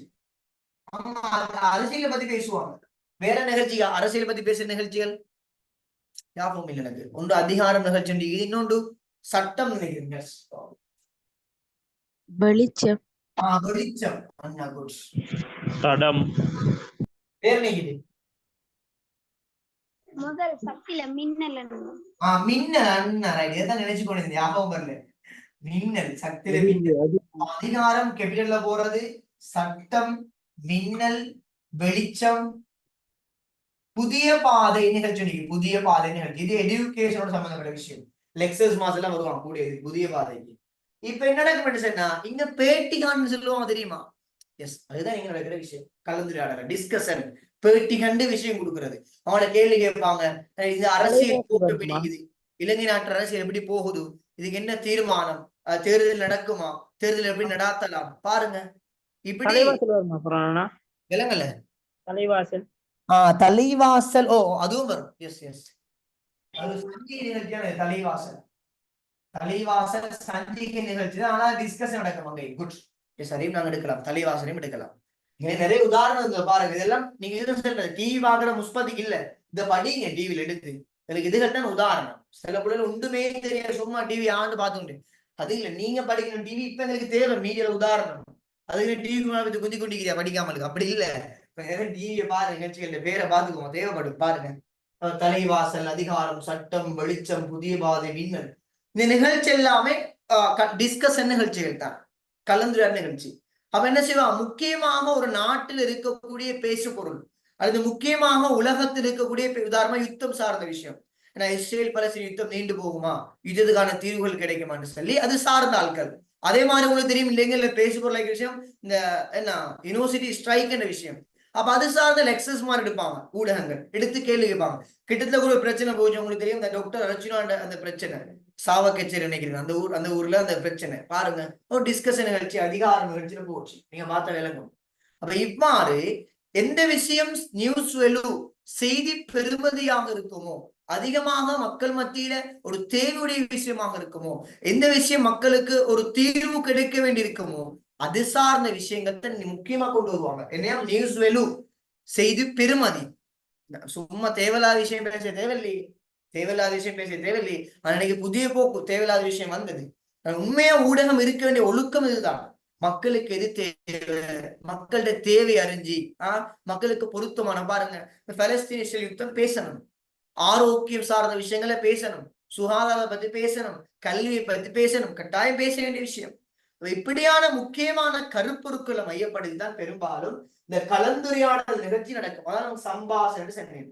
சரியா, இங்க மக்களோட அபிப்பிராயத்தை கேட்பாங்க, அவன்கிட்ட கேட்பாங்க, நீங்க என்ன நினைக்கிறீங்க, இது தீர்வு அரசாங்கம் கொடுப்பாங்களா, A-level எக்ஸாம் நடக்குமா, அது சார்ந்த விஷயங்கள் பாருங்க, அல்லது பாடசாலை கல்வி திட்டம் மாறுமான்னு சொல்லி பல டிஸ்கஷன். அது சார்ந்த துறை சார்ந்தவர்கள், முக்கியமாக இங்க வரக்கூடிய ஆட்கள் எது சார்ந்தவர்கள், துறை சார்ந்த நிபுணர்கள். இப்ப நான் சொன்னேன் எங்க COVID-19 காலம்னா அது துறை சார்ந்தார்கள், டாக்டர் அது சார்ந்த போலீஸ்மா அதிபர் இருப்பாரு, PhD சம்பந்தப்படுவாரு, அந்த துறை சார்ந்தாக்கள் தான் இங்க எடுக்கப்படும். இந்த துறை சார்ந்தாக்கள் எடுத்து நம்ம அரசியல் நிகழ்ச்சியில நிச்சயமா ஒரு பொலிட்டீஷியன் வருவான், ஒரு மினிஸ்டரோ எம்பியோ வரத்தானே வேண்டும், அவர்கிட்ட தான் கேள்வி கேட்கலாம் விலகினா. அவர் துறை சார்ந்த நிபுணர்களை அழைத்து அந்த கலந்துரை நிகழ்ச்சியின் மூலமாக மக்களுக்கு ஒரு தெளிவூட்டலை கொடுப்பாங்க. நாட்டுல இந்த பிரச்சனைக்கு இப்படி நிலைப்பாடு இருக்குது, இவ்வாறு ஒரு தெளிவுபடுத்தணும்னு சொல்லி உங்களுக்கு தெரியும் இன்னைக்கு ஊடகங்கள் வழியா போடப்படுது. அப்ப எனவே முக்கியமான விஷயம் நியூஸ் வெலு, செய்தி பெறுமதியான விஷயம் தான் நீங்க அதிகமா பேசப்படும். செய்தி பெறுமதி, மக்களுக்கு எது தேவை, மக்களுடைய தேவையை அறிஞ்சி முக்கியமான விஷயங்களை தான் இன்னைக்கு ஊடகம் என்ன செய்யறாங்கன்னு சொன்னால் வெளிப்படுத்துறாங்கன்றது கலந்துரையாடல் சபையின் வகிபாகம் மூலமா நடாத்தப்படுகிறது. விளங்கிச்சா? அப்ப நீங்க அதே மாதிரி விளையாட்டு சார்ந்த விளையாட்டுத்துறை சார்ந்தவரும் வருவாரு. இப்ப இலங்கையில வந்து ஒரு மாநாடு நடந்துச்சு, உங்களுக்கு தெரியும் ஸ்ரீலங்கா கிரிக்கெட் கேர்ள்ஸ் ஒரு பிளேயருடைய அத்தப்பத்து உங்களுக்கு தெரியுமோ தெரியாது, பெஸ்டான ODI கேரியர்ல பெஸ்டான கிரிக்கெட் பிளேயர், அவங்க கொண்டு வந்து பேட்டி கண்டாங்க. அவங்களோட விளையாட்டுத்துறை எப்படி போகுது, நீங்க எப்படி விளையாடுறீங்க, ஸ்ரீலங்கா வேர்ல்ட் கப் அடிக்க வைப்பீங்கன்னா பல வினாக்களை கேட்டாங்க. ஊடக மாநாடு கேள்வி கேட்குது, அதெல்லாம் நீங்க சம்மந்தப்படும் விலகினா. குறிப்பான விஷயம் அதுதான். அப்ப எனவே தலைவாசல், அதிகாரம், சட்டம், வெளிச்சம், புதிய பாதை நிகழ்ச்சிகள் மூலமாக எது முக்கியமான நாட்டு நடப்பாக, எது முக்கியமான பேசு பொருளாக இருக்குமோ அவைகள்லாம் ஊடகம் ஒரு பேசி அந்த துறை சார்ந்த கருத்துக்களை கேட்டு மக்களுக்கு விளங்கக்கூடிய வகையில ஒரு பொருத்தமான முறை செய்தியை முன்வைக்கிற ஒரு போக்கு காணப்படுது. இதுதான் நான் சொல்றேன் கலந்துரையாடல் சபையின் மகிபாகம். சரியா? அப்ப நாங்க படிச்சுக்கிறோம் யுனெஸ்கோ செல்லக்கூடிய பிரதானமான 4 பணிகள், அதாவது மேற்பார்வை, இணைப்பாக்கம், பொருட்கோடல், சமூகமயமாக்கும். அதுபோல நாங்க படிச்சோம் லாஸ்வெல் செல்லக்கூடியது கண்காணித்தல், உலகம் முழுவதும் தகவல் வழங்குதல், பெருநரது எண்ணம் மற்றும் கருத்தை மாற்றும் ஆற்றல். அதுபோல வில்பஸ்டா 3 வகிபாகம், கலந்துரையாடல் சபையின் வகிபாகம், பாதுகாவலர் வகிபாகம், ஆசிரியர் வகிபாகம். இதை நீங்க மறக்கவே கூடாது. சரியா? Right, okay. இது பிரதானமா நீங்க பாடமா கேட்கணும், நீங்க பிரதானமா நீங்க பாடமா கேட்கணும். இவை தவிர உங்களோட கைட்ல இவைகள் தவிர இன்னும் எக்ஸ்ட்ரா 2 தந்திக்கிறாங்க. சரியா? அதாவது ஜனநாயக சமூகத்துல வந்து வெகுசன ஊடகம் என்னது பாதுகாவலர் பாத்திரத்தை நிறைவேற்ற செல்லக்கூடியதும், அதே மாதிரி இன்றைய சமகால சமூக மதிநுட்பத்துக்கு ஏற்ற மாதிரி சிறப்பம்சங்கள் அறிஞ்சு கொடுக்கிறது. சரியா? மேல வரக்கூடிய கொஞ்சம் பாருங்க, ஜனநாயக சமூகத்தில் பாதுகாவலர் பாத்திரத்தை நிறைவேற்றுதல், இதுக்கு நாங்க விளக்கம் படிச்சிட்டோம். எங்க படிச்சோம் விளக்கம் சொல்லுங்க பாப்போம், எங்க படிச்சோம்?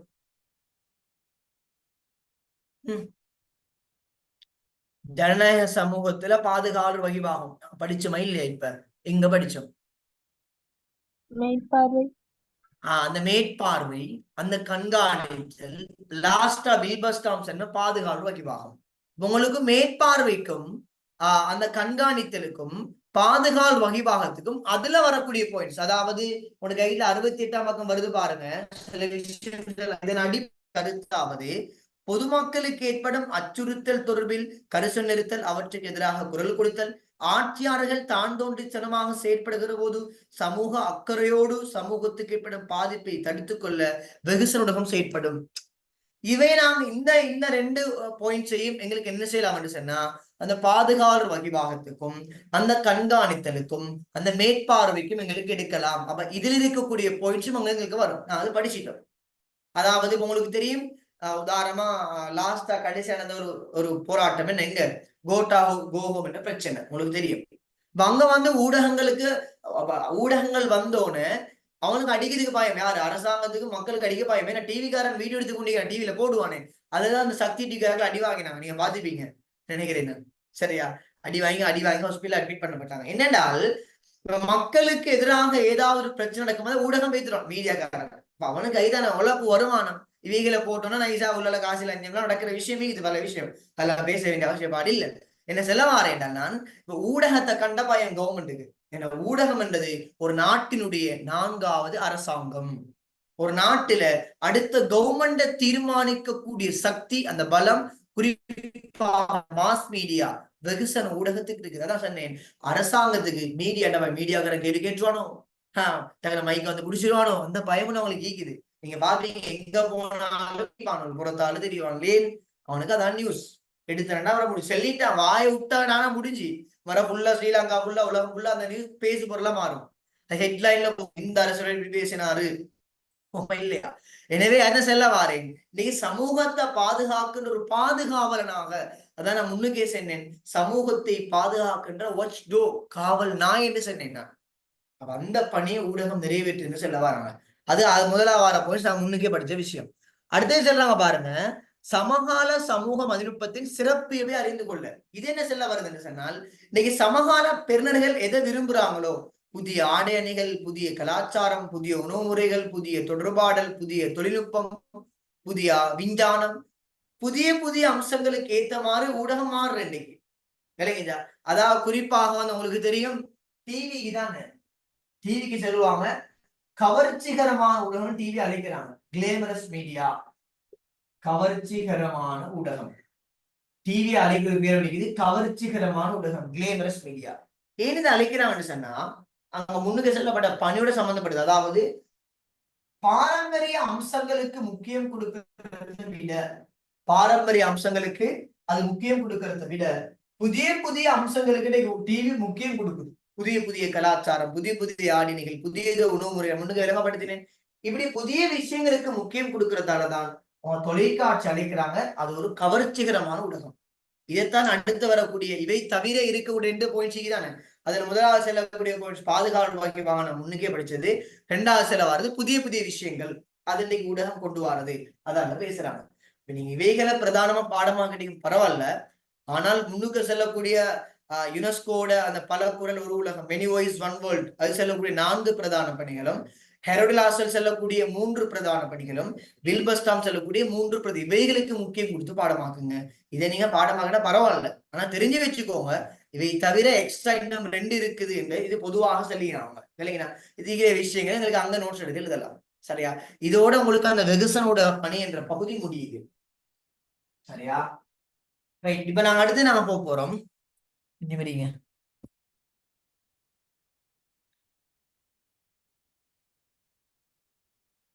ரைட். அடுத்து நாங்க வர போறோம் வெகுசன ஊடக வகைப்படுத்தல். அப்ப உங்களுக்கு தெரியும், நாங்க ஸ்டார்டிங்ல படிச்சோம் வெகுசன ஊடகத்துல எப்படி நாங்க வகைப்படுத்தலாம் அந்த சிஸ்டத்தை நாங்க முன்னுக்கே படிச்சிட்டோம். எப்படி படிச்சுக்கிறோம்? பிரதானம் உங்களுக்கு தெரியும், வெகுசன ஊடகம் பிரதானமா அச்சூடகம்,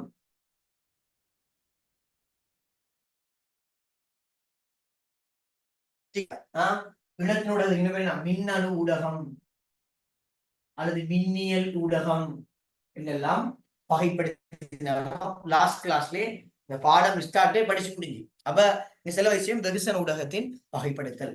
வெகுசன ஊடகத்தின் வகைப்படுத்தல் பிரதானமாக நாங்க அச்சூடகம் அதே மாதிரி இலத்தின் ஊடகம் வகைப்படுத்தினாலும் இன்னைக்கு புதிய போக்கு என்னன்னு சொன்னால் இன்னைக்கு தொடர்பாடல தொழில்நுட்ப வளர்ச்சி, குறிப்பா உங்களுக்கு தெரியும் இந்த இன்டர்நெட் இணையம் வந்ததாலையும் அதுல போக்கு மாறிட்டதான் நான் சொன்னேன். மீடியா கன்வர்ஜன், அதாவது ஊடகம் எல்லாம் இணையத்தின் பால் ஒன்று சேர்ந்ததால இந்த அச்சூடகம் இடத்தோட வகைப்பாடு மாறிட்டு அப்படியோ. ஏன்னா எல்லாமே யூடியூப் சேனல் செய்ய ஆரம்பிச்சிடான், டிவி காரணம்லாம் ரேடியோ காலில் பேஸ்புக் பேச செய்ய ஆரம்பிச்சிடான். அதனால இன்னைக்கு புதிய போக்கு தொழில்நுட்ப அம்சங்களை மாறிச்சு என்ற விஷயத்தையும் நம்ம தெரிஞ்சு வச்சுக்கோங்க. சரியா? Right, okay. அப்ப இந்த வெர்சனோட வகைப்படுத்தல அப்ப உங்களுக்கு தெரியும் அச்சூடகத்துல பிரதானமா 3 இருக்குது. பிரதானமா அச்சூடகத்துல உங்களுக்கு தெரியும் பத்திரிகை காணப்படுது, 2வது புத்தகம், 3வது சஞ்சிகை. அதனால ரேடியோ, அதுக்கு ஒரு டிவி. இது நாங்களுக்கு பேசிக்கலி தெரிஞ்ச விஷயம். ஏன்னா பத்திரிகை, புத்தகம், சஞ்சிகை, அதுக்கு ஒரு ரேடியோவும் டிவியும் காணப்படுது. Right, okay. இப்ப நான் பொதுவாக நாங்க டெக்டா ஒரு விஷயத்துக்கு வருவோம். அச்சூடகத்தின் சில பொதுவான இயல்பை பார்ப்போம். அதாவது முதலாவது நாங்க பார்க்கிறோம் அச்சூடக வகைப்படுத்தல். அதுல பத்திரிகை, புத்தகம், சஞ்சிகை வருது. இப்ப நான் அச்சூடகம் என்றா இப்ப எக்ஸாம்ல கேட்பான், அச்சூடகத்தின் பொதுவான இயல்பை தருகின்ற சொன்னால் பத்திரிகை, புத்தகம், சஞ்சிகை வச்சு நீங்க பொதுவான சில இயல்பு உங்களுக்கு பேசிக்லி ஒரு 4வது தெரிஞ்சிருக்கணும். எக்ஸாம்ல கேள்வி கேட்டான்னு சொன்னால் அப்ப நாங்க ஃபர்ஸ்ட் நாங்க பார்க்க போறோம். கைட்ல இல்ல இந்த விஷயம், நம்ம சொல்லிதாரே பார்த்துக்கோங்க. அச்சூடகத்தின் சில பொதுவான இயல்புகள். பொதுவான இயல்பு சொல்லுங்க பாப்போம். உங்களுக்கு தெரிஞ்ச இப்ப நீங்களோட வாழ்க்கையில பத்திரிகை, புத்தகம், சஞ்சிகை கடலை கண்டிக்கிறீங்க இல்லையா? அவ சொல்லுங்க பாப்போம். இதுல சில பொதுவான அம்சங்கள் நீங்க அவதானிச்சது. சோ பொதுவாக கேக்குறீங்க, நீங்க படிச்சா இல்ல நீண்ட காலமாக தகவல்களை பாதுகாக்கலாம். இல்லங்கல்ல, நீண்ட காலமாக தகவல்களை பாதுகாக்கலாம். நீண்ட காலமாக தகவல்களை ஆவணப்படுத்தி பாதுகாத்தல். நீண்ட காலமாக, நீண்ட காலத்திற்கு தகவல்களை ஆவணப்படுத்தி பேணி பாதுகாத்தல். இது ஒரு பொதுவான இயல்பா நாங்க எடுக்கலாம் அச்சூடகத்துல. இப்ப புத்தகம் நாங்க காசு கொடுத்து வாங்குறோம், கடையில வாங்கினா அது எங்களோட இருக்கும். நீண்ட காலமா எங்களுக்கு அதை தேவைப்பட்ட விஷயம் நாங்க எடுக்கலாம். நியூஸ் பேப்பர் காசு கொடுத்து கடையில வாங்குறோம், எங்களுக்கு தேவையான மட்டும் எங்களுக்கு தேவையான விஷயங்களை சேமித்துக்கலாம்.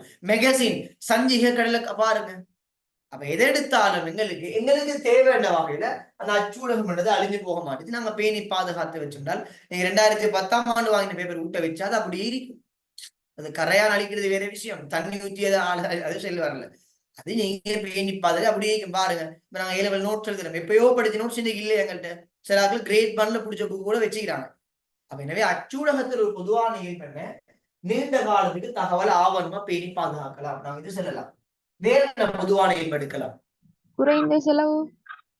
ரைட், அதாவது விசேட செலவீனம் தேவைப்படாது. விசேட செலவீனம் தேவைப்படாது. அழகழுதுகிறத விசேட செலவீனம் தேவைப்படாது. இப்ப நாங்க இப்ப பத்திரிகையே காசு கொடுத்து வாங்க, இன்னைக்கு டேட் 22 ரேட் இன்னைக்கு. இப்ப உதாரணமா சொல்லனே, நான் என்ன செய்யறேன், காசை கொடுத்து ஒரு 50 ரூபா கொடுத்து விடிவெள்ளி பேப்பர், தினகரன் பேப்பர் வாங்குறேன். வாங்கினா ஒரு 50 ரூபா கொடுத்து வாங்குறேன். வாங்கி வச்சுட்டு சொன்னா பேப்பர் திரும்பி பார்க்க நான் காசு கட்டணுமா? மீண்டும் மீண்டும் பணம் செலுத்தப்பட வேண்டிய அவசியப்பாடு இல்ல. பத்திரிகையாக இருக்கலாம், புத்தகமாக இருக்கலாம், எதுவா இருந்தாலும். நான் உதாரணமா புக் கொண்டு வாங்குறேன், 200 ரூபா கொடுத்து ஒரு புத்தகம் வாங்குறேன், அல்லது 200 ரூபா கொடுத்து ஒரு மேகசின் வாங்குறேன் சொன்னால் நான் திரும்பி அடுத்த அன்றைக்கு பார்க்க திரும்பி காசு கட்டணுமா? இல்ல, குறைந்த செலவு. அவங்க விசேட செலவினங்களுக்கு திரும்பி எக்ஸ்ட்ரா செலவழிக்கணும் அவசியப்பாடு இல்லை. ஒரு டீப் கொடுத்து வாங்கினோம்னா மீண்டும் மீண்டும் எங்களுக்கு ஸ்பெஷலா செலவழிக்கணும் அவசியப்பாடுகளுக்கு வராது. எனவே விசேட செலவீனம் உண்டாக தேவையில்லை. வேற அச்சூடகத்துல பொதுவான இயல்பு வாசிப்பு திறன் மேம்படும். அதே நாங்க எடுக்கலாம். உண்மையாவே உங்களோட வாசிப்பு திறனை மேம்படுத்தலாம், அதுவும் சரிதான். வாசகருக்கு மத்தியில வாசிப்பு திறன். அடுத்தது இந்த வாசிப்பு திறன் மட்டும் இல்லாம இது ஒண்ணு சொல்லலாம். என்ன தெரியுமா? வாசகருக்கு ஏற்ற விதத்தில் அவர் வாசிக்கலாம். இங்க நிர்பந்த கோட்பாடு இல்ல. அதாவது வாசகர் அவருக்கு ஏற்ற மாதிரி வாசிக்கலாம் என்றதை நீங்க சொல்லலாம். அந்த பாயிண்ட் சொன்னீங்க, வாசிப்பு திறனோட சேர்த்து என்ன சொல்ல வர தெரியுமா? வாசகர் ஏற்ற மாதிரி, அவருக்கு ஏற்ற மாதிரி. உதாரணமா தினகரன் பத்திரிகை வாங்குறேன். தினகரன் பத்திரிகை வாங்கி நான் பெஸ்டுக்கு தலைப்புஜிதியை பார்க்கணுமா? முன்பக்கம் தான் பார்க்கணும், ரூல்ஸ் இல்ல ரூல்ஸ். நான் நடுப்பக்கம் எடுத்து பேரட்டி வாசிக்கலாம், அல்லது பின்பக்கம் இருக்கிற விளையாட்டு எடுத்து வாசிக்கலாம், இல்லையா? அது 2வது பக்கத்தை பேரட்டி வாசிக்கலாம். அப்ப வாசகர் ஒரு அச்சூடகத்தை வாங்குறாருன்னு சொன்னா அவர் வாசிக்கிற அந்த உள்ளடக்கம் என்னது, அது அவருடைய விருப்பு வெறுப்பு தேவையோட சம்பந்தப்பட்டது. விருப்பு வெறுப்பு தேவையோட சம்பந்தப்பட்டது. யாரும் இப்ப விடிவெள்ளி பேப்பரை உதாரணமா ஒரு அச்சூடகக்காரன் வச்சுக்கொள்ளுமே, ஒரு 10 நிமிடத்துல இப்ப நான் தினதாரம் பேப்பர் நீங்க வாங்குறீங்க கேக்குறீங்க தாரேன் தரப்போல சொல்ல, நீங்க விடிவெள்ளி பேப்பர்ல முதல் பக்கம் கட்டாய வாசிக்கிற சில ரூட் சீக்குதா. வாசகனுக்கு ஏற்ற வகையில அவனோட விருப்பு அவனோட வெறுப்பு அவனோட தேவைக்கேற்ற மாதிரி அவனுக்கு எந்த உள்ளடக்கம் பிடிக்குமோ, விளையாட்டு செய்தியா அல்லது மேக்கப் ஒப்பனையா அல்லது அதுல விளம்பரங்களா, அதை பார்க்கணும் அவன் பார்ப்பான். அதை வருத்தமான அறிக்கையை பார்க்கணுமா, அதை பார்ப்பான். அப்ப எனவே இங்க 2 விஷயம் இது. ஒன்றும் நீங்க சொன்ன மாதிரி வாசிப்பு திறனும் மேம்பாடடையும். அதே மாதிரி வாசகன் தனக்கு ஏத்த மாதிரி வாசிக்கிற உள்ளடக்கத்தை தீர்மானிப்பான். வாசிக்கிற உள்ளடக்கம் நிர்பந்தம் இல்ல, அவனுக்கு எது பிடிச்சிக்குதோ அந்த பக்கத்தை எடுத்து வாசிப்பான். இதுவும் வெகுசன அச்சூடகத்தில் ஒரு பண்பு தான். வேற என்ன எடுக்கலாம்? வேற என்ன எடுக்கலாம்? இது உண்மையா அச்சூடகத்தை நுகர்றதுக்கு உனக்கு இந்த அறிவு கட்டாயம் இருக்கிறது இல்லட்டா இயலாவே இயலாது நுகர்றதுக்கு. இந்த அறிவு உலக நாடுகள் பற்றிய தகவல்களை பெற்றுக் கொள்ளலாம். இதை கட்டாயம் நீங்க செல்லணும். எழுத்தறிவு அல்லது விலங்கறிவு. எழுத்தறிவு அல்லது விலங்கறிவு. எழுத வாசிக்க தெரிந்த ஆற்றல். சரியா? இந்த நாலேஜ் இல்லைன்னு சொன்னா அவனுக்கு இந்த தொடர்பான அச்சூடகத்தை நுகரவே இயலாம். நுகரவே இயலான்னு சொன்னா போட்டோஸ் அதுகளை பார்க்கலாம். அது போட்டோஸ் அதுல பார்க்கலாம். போட்டோஸ் பார்த்து படம் விளக்கம் என்ன செல்லுங்க பார்ப்போம். கொஞ்சம் பந்திய வாய்ச்சி போட்டு போட்டோ பார்த்தா வேற கதை.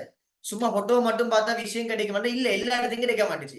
அப்பனே பிரதானமா எங்களுக்கு தேவை, நான் அச்சூடகத்தை நுகர்றோம் என்று சொன்னால் எங்களுக்கு எழுத்தறிவு விலங்கறிவோட கற்புல ஆற்றல். கண் தெரியாதவனுக்கு அச்சூடகத்தை நுகரலாமா? என்ன சிக்கல் தான். நீங்க செல்லாமே அவ கண் தெரியாத ஆக்கள் தொட்டு வாசிக்கலாம் உண்டு, அப்படியெல்லாம் மீக்கிதுதான். அடிப்படை இயல்பு என்ன? கற்புல ரீதியாக நுகரக்கூடிய ஊடகம் கற்புலம். எழுத்தறிவோட கற்புலத்தன்மை. அவ கண்ணென்ற அந்த பொறி வேலை செய்யணும். இதுவும் கற்புலத்துல அடிப்படை இருக்கும். நீங்க செல்லாம் இல்லையே சார் எங்களுக்கு அந்த இதை வச்சு பார்க்கலாமே இதெல்லாம் கேட்கலாம். அதெல்லாம் நிர்பந்த விஷயம், அதெல்லாம் அப்பால் பட்ட விஷயம், அதெல்லாம் பேச வரல. பேசிக் விஷயம் என்ன?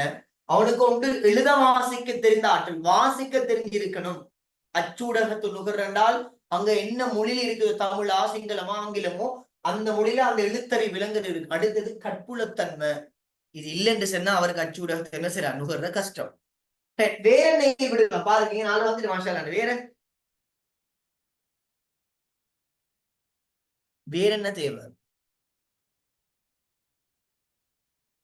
சொல்லலுமா?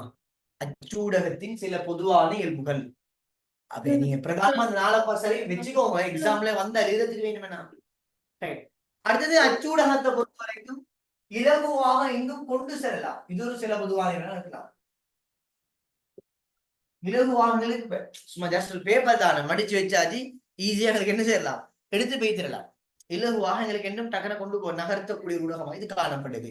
விலகினா அதே மாதிரி விசேட இதை பயன்படுத்தி எப்பயும் நாம பயன்படுத்தலாம். எப்போதும் இது எங்களுக்கு பயன்படுகிற வசதி, இது எப்போதும் பயன்படுத்தலாம். ட்ரெயின்ல போகலாம் வாய்ச்சின்னு போகலாம், பஸ்ல போகலாம் வாய்ச்சின்னு போகலாம். பாருங்க, எப்போதும் உங்களுக்கு விசேடமான இதை வாசிக்கிறதுக்கு விசேடமான தொழில்நுட்ப கருவி தேவைப்படுமா? அவ இதை வாசிக்கிறதுக்கு விசேடமான ஒரு தொழில்நுட்ப கருவியோ விசேடமான தொழில்நுட்ப அம்சம் எங்களுக்கு தேவையில்லை. கையில இது எடுத்து பார்க்கிறோம், விரும்பின டைம்ல எடுத்து பார்க்கலாம், விரும்பின நேரத்துல எடுத்து பார்க்கலாம். ஓமா இல்லையா? மீண்டும் மீண்டும் பார்க்கக்கூடிய தன்மை இங்க இது. மீண்டும் மீண்டும் பார்க்கக்கூடிய தன்மை. அதான் நான் சொன்னேன், பொதுவா அச்சூடகம் என்றது ஒரு விஸ்தீர்ணமான ஊடகம். ஏனதா விஸ்தீர்ணமான உள்ள அழைக்கிறாங்க தெரியுமா? அது மீண்டும் மீண்டும் பார்க்கக்கூடிய வசதி இங்க இருக்குது. 2010ஆம் ஆண்டு ஒரு தினாரம் பேப்பர் வாங்கினார் சொன்னா 2024 பார்க்கல வச்சு மீண்டும் மீண்டும் பார்க்கக்கூடிய வசதி. இதே டிவி ஒரு நிகழ்ச்சி போகுதாமண்டா, உங்களுக்கு 2010ஆம் ஆண்டு டிவி ஒரு நிகழ்ச்சி போட்டு வச்சுக்கொள்ளுமே, அந்த நிகழ்ச்சி நீங்க டிவியை திரும்பி எடுத்து பார்க்கலாமாண்டா? இல்ல, கஷ்டம். அது பாக்குறீங்க, சாத்தியப்பாடு குறவு. ரேடியோ விஷயம் அறிவிக்கிறார், திரும்பி 2010ஆம் ஆண்டு எடுத்து பார்க்கலாமான்னு இல்ல, நிச்சயம் கஷ்டம். அதெல்லாம் எடுத்து பாக்குறேன், சாத்தியம் இல்லை. ஆனால் அச்சூடகத்தை விஸ்தீர்ணமான அளிக்க காரணமாய்தான் அதை மீண்டும் மீண்டும் பார்க்கக்கூடிய வசதி அங்கே இருக்குது. எப்பயும் எங்க இருந்து மீண்டும் பார்க்கக்கூடிய ஒரு அம்சம் இங்க இதுல இயல்பா நம்ம பாக்குறோம். விளங்கிச்சா? இது அச்சூடகத்துல சில பொதுவானவை நாங்க பாக்குறோம். இவ்வளவு போதும் எங்களுக்கு. தெரிஞ்சு வச்சுக்கோங்க. அச்சூடகத்தை உண்டவ நீண்ட கால தகவலை ஆவணப்படுத்தி பாதுகாக்கலாம். விசேட செலவினம் உண்டு இல்லங்களுக்கு. அதே மாதிரி வாசிப்பு திறனோட வாசகர் ஏத்த மாதிரி வாசிக்கிற விதம், அவருக்கு எந்த உள்ளடக்கம் விருப்பமோ அதை சாய்ஸ் பண்ணி வாசிக்கிற வசதிக்கு நிர்பந்தம் இல்ல, கட்டாயம். முக்கியமாக எழுத்தறிவு கற்புலத்தால நுகரக்கூடிய காணப்படுது. அதே மாதிரி எங்கேயும் எங்களுக்கு நகர்த்தி கொண்டு செல்லக்கூடிய அம்சம் இது. கைவசம் மடிச்சு வைக்கிற பேப்பரை அதே மாதிரி எப்பொழுதும் எங்களுக்கு பயன்படுத்தக்கூடிய வசதிக்கு இதுக்கென்று விசேடமான ஒரு தொழில்நுட்ப அம்சம் எங்களுக்கு தேவைப்படாது. அதே மாதிரி விஸ்தீர்ணமாக நடிக்கிறாங்க. காரணம் எப்பயுமே அதை மீண்டும் மீண்டும் அதை பாவிக்கக்கூடிய வசதி, நுகரக்கூடிய வசதி, அனுபவிக்கக்கூடிய வசதி காணப்படுது. இதை நீங்க சொன்னா சரி. சரியா? விசேட இடம் அவசியம் இல்லை, அதுவும் தானே. என்னமா வேலைங்க? விசேட இடம் அவசியம் இல்லை. விசேட செலவீனம். விசேட செலவீனம் கேக்குறீங்க? இல்ல, இடம் இடம் விசேட இடம் சொல்லல. ஒரு இடம் ஒன்று ஒதுக்கி வைக்கணும் அவசியப்பாடு இல்லை சார். பௌதீக அடிப்படையில் இடவசதி தேவைப்படாம சொல்றீங்களா? அப்படின்னு நான் சொல்லலாம். பெரிய இடம் ஒன்று தேவையில்லை அவ சொல்ற மாதிரி அப்படின்னு சொல்லலாம். விசேடமான ஒரு இடம் ஒன்று கொடுக்க வேண்டிய வீடு வாசல் வாங்கி போடும் அதுக்கண்டு அப்படின்னு நாங்க எடுக்கலாம். ரைட், அதையும் ஒரு பொதுவான இப்ப நாங்க பார்க்கலாம். ரைட், ஓகே, சரியா? வாசிக்கிறதால அடுத்தவங்களுக்கு என்னது டிஸ்டர்பும் இருக்காது தானே. வாசிக்கிறதால அடுத்து மத்த ஆளுக்கு டிஸ்டர்ப் நீக்க மாட்டேனா. அதே மாதிரி ரைட், அதுவும் சரி. அதே மாதிரி சில நேரங்கள்ல சில சந்தர்ப்பங்கள்ல அச்சூடகத்துல இன்னொரு 20 தெரியுமா? அது கற்பனா சிந்தனை வளர்க்கக்கூடிய தன்மை உண்டிக்குதான். இது ஒரு பொதுவான 20 அதை எழுதி வச்சுக்கோங்க. கற்பனா சிந்தனை வளர்க்கும். நான் கவிதை வாசிக்க போது, சிறுகதை, கட்டுரைகள், கற்பனா சிந்தனை புலக்காட்சி சில நேரங்களில் உருவாக்கும். ஆனா புலக்காட்சி உருவாக்குற பிரதான ஊடகம் வானொலி. அது சப்ஜெக்ட் வேற. சரியா? பிரதான ஊடகம் எக்ஸாம்ல கேட்கிறாங்க. புலக்காட்சி ஏற்படுத்தும் பிரதான ஊடகம்னா ரேடியோ தானது. நான் படிக்கும் ரேடியோ இயல்பு நீக்கிறது. சரியா? ஆனா இந்த பாயிண்ட் எழுதி வச்சுக்கோங்க. சில சந்தர்ப்பங்களில் அச்சூடகத்தின் மூலமாகவும் கற்பனா சிந்தனை புலக்காட்சி ஏற்படுத்தப்படும். கவனமா எழுதணும். பாடத்து பிள்ளையா படிக்கப்படா. சில சந்தர்ப்பங்களில் அல்லது சில நேரங்களில் அச்சூடகமானது கற்பனா சிந்தனையையும் இமேஜினேஷன் கற்பனா ஆற்றல் அல்லது கற்பனா சிந்தனையையும் புலக்காட்சியும் ஏற்படுத்தும். சில சந்தர்ப்பத்தில் மட்டும்தான், எப்போதும் இல்லை. கவனமா இருக்கும் சில நேரங்கள்ல. ஆனால் பிரதானமாக கற்பனா சிந்தனை புலக்காட்சின்னு கேட்ட எக்ஸாம்ல அது ரேடியோ, அது வானொலி தான். பிரதானமா வானொலி. ஆனா சில நேரங்கள்ல அச்சூடகத்தின் மூலமாகவும் கற்பனா வாதத்தை தூண்டக்கூடிய சந்தர்ப்பம் ஒன்று காணப்படுது. சரியா? எழுத்து தொடர்பாடலை அடிப்படையாக அதெல்லாம் வரும். நான் எழுத்தறிவு சொன்னேன். நான் அந்த எழுத்தறிவு சேர்ந்த எழுத்து தொடர்பான எழுத்தறிவு தான் அது. பிரதானமா இன்னொரு விஷயமா சொல்ல மாதிரி மொழி என்பது பிரதான கருவி. அச்சூடகத்துல பிரதான கருவி மொழி. அதை நாம் சொல்லலாம். அச்சூடகத்துல பிரதான கருவி இருக்குதான், அந்த மொழிதான் பிரதான கருவி. இப்ப தமிழ் பத்தினா தமிழ் மொழி லீகம், சிங்கள பத்தினா சிங்கள மொழி லீகம், இங்கிலீஷ் என்னால் இங்கிலீஷ் லீகம், அரபுன்னா அரபு மொழி லீகம். பாருங்க, அது பிரதான மொழி இந்த மொழி காணப்படுது. அடுத்தது அச்சூடகத்தின் இன்னொரு இயல்புதான் பேப்பர் குவாலிட்டிக்கு தானே. உதாரணம் சொல்ல, இப்ப இலங்கையில வந்து பேப்பர் அடிக்க வைக்கோல்ல. சரியா? வைக்கோல்ல தான் அடிப்பாங்க. இந்த பேப்பர் குவாலிட்டியால, அதாவது ஒன்று நல்ல குவாலிட்டியான பேப்பர் அல்லது தரமான பேப்பர், தரம் குறைஞ்ச பேப்பர். இப்ப பேப்பர் தரம் எப்படி மீக்கலாம்? பேப்பர் தரத்தால அச்சூடகத்துல வரக்கூடிய செய்தி பாதிப்படையுமா? என்ன இல்ல. சில விஷயம் நல்லா விளங்கணுமா? ஒன்று பேப்பர் 2 ஆயிரம். ஒன்று பெஸ்டான குவாலிட்டியான தரமான பேப்பர் இருக்கும், இன்னொன்று தரம் குறைஞ்ச பேப்பர் நீக்கும். இந்த பேப்பர் தரத்தால நியூஸ்ல மாற்றம் வருமா? உள்ளடக்கம் பாதிக்கப்படுமா? வன் செய்தி மாறுமா? விளையாட்டு செய்தி மாறுமா? விளையாட்டுகள் மாறுமா? வீதி விபத்துக்கள் வரும் நியூஸ் மாறுமா? அப்படியே எழுதிக்கோங்க. பேப்பர் அந்த குவாலிட்டி, தரமான பேப்பர், தரமற்ற பேப்பர். இந்த பேப்பர் தரத்தால நியூஸ் உள்ளடக்கம் பாதிக்கப்பட மாட்டா. அதுக்கு எந்த பிரச்சனையும் இல்லை. பேப்பர் என்ன தரத்திலே நீக்கலாம். தரம் குறைஞ்ச பேப்பர் என்னத்தால தரம் குறைஞ்ச நியூஸ் வர போகுதா? அல்ல ஹை குவாலிட்டி தரம் கூடின பேப்பர் என்னத்தால நல்ல தரமான நியூஸ் வரும்? அப்படி மீனிங், அப்படி ஒரு மீனிங் அல்ல அச்சூடகத்துல. பேப்பர் தரம் எப்படி மீக்கலாம்? அது தரம் குறைஞ்சி மீக்கலாம், தரம் கூடி மீக்கலாம். அதனால பத்திரிகையின் உள்ளடக்கத்துல பாதிப்பு வராது. கவிதை அப்படி தரம் குறைஞ்ச பேப்பர் அடிக்கப்பட்ட கவிதை தான் தரம் குறைஞ்ச கவிதை, அப்படியா? அப்படி சிஸ்டம் முடியல. அதே மாதிரி வச்சுக்கோங்க. பேப்பட்ட தரத்தை வச்சுக்கொண்டு எங்களுக்கு என்ன செய்யலாம், அது உள்ளடக்கத்துல எந்த விதமான பாதிப்பும் வாரல்ல என்பதும் அச்சுடத்துறை இயல்புதான். ரைட், இப்ப நான் அதுல நின்று கொண்டிருக்கிறேன். வருவோம் ஒவ்வொன்றா.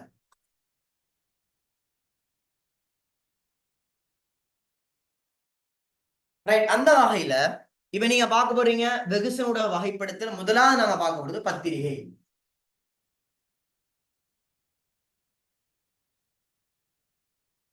பத்திரிகையை பொறுத்த வரைக்கும் பத்திரிகைக்கு நியாயமான சிறப்பு பெயர்கள் காணப்படுது. முதலாவது நாம செல்லாம் பிரதான பத்திரிகையை பொறுத்தவரையில பத்திரிகையின் உலகத்துல முதலாவது வெகுசன ஊடகம் 18ஆம்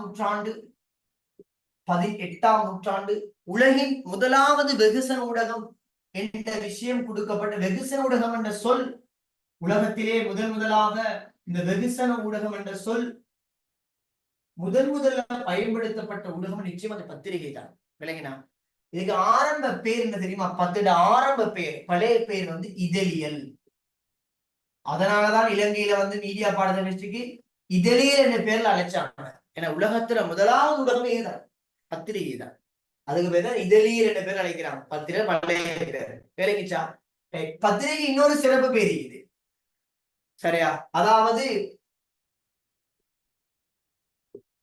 செய்திகளை விரிவாக தருவது.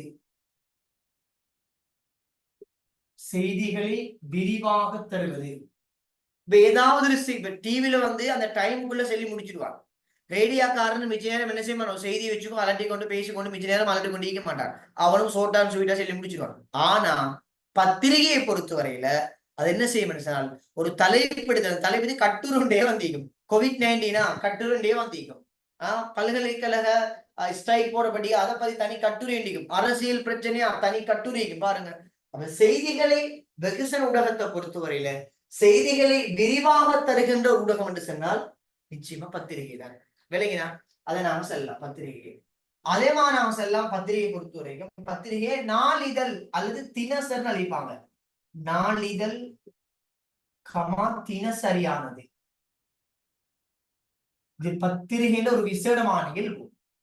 நாளிதழ் என்ன, நாளுக்கு நாள் வருது.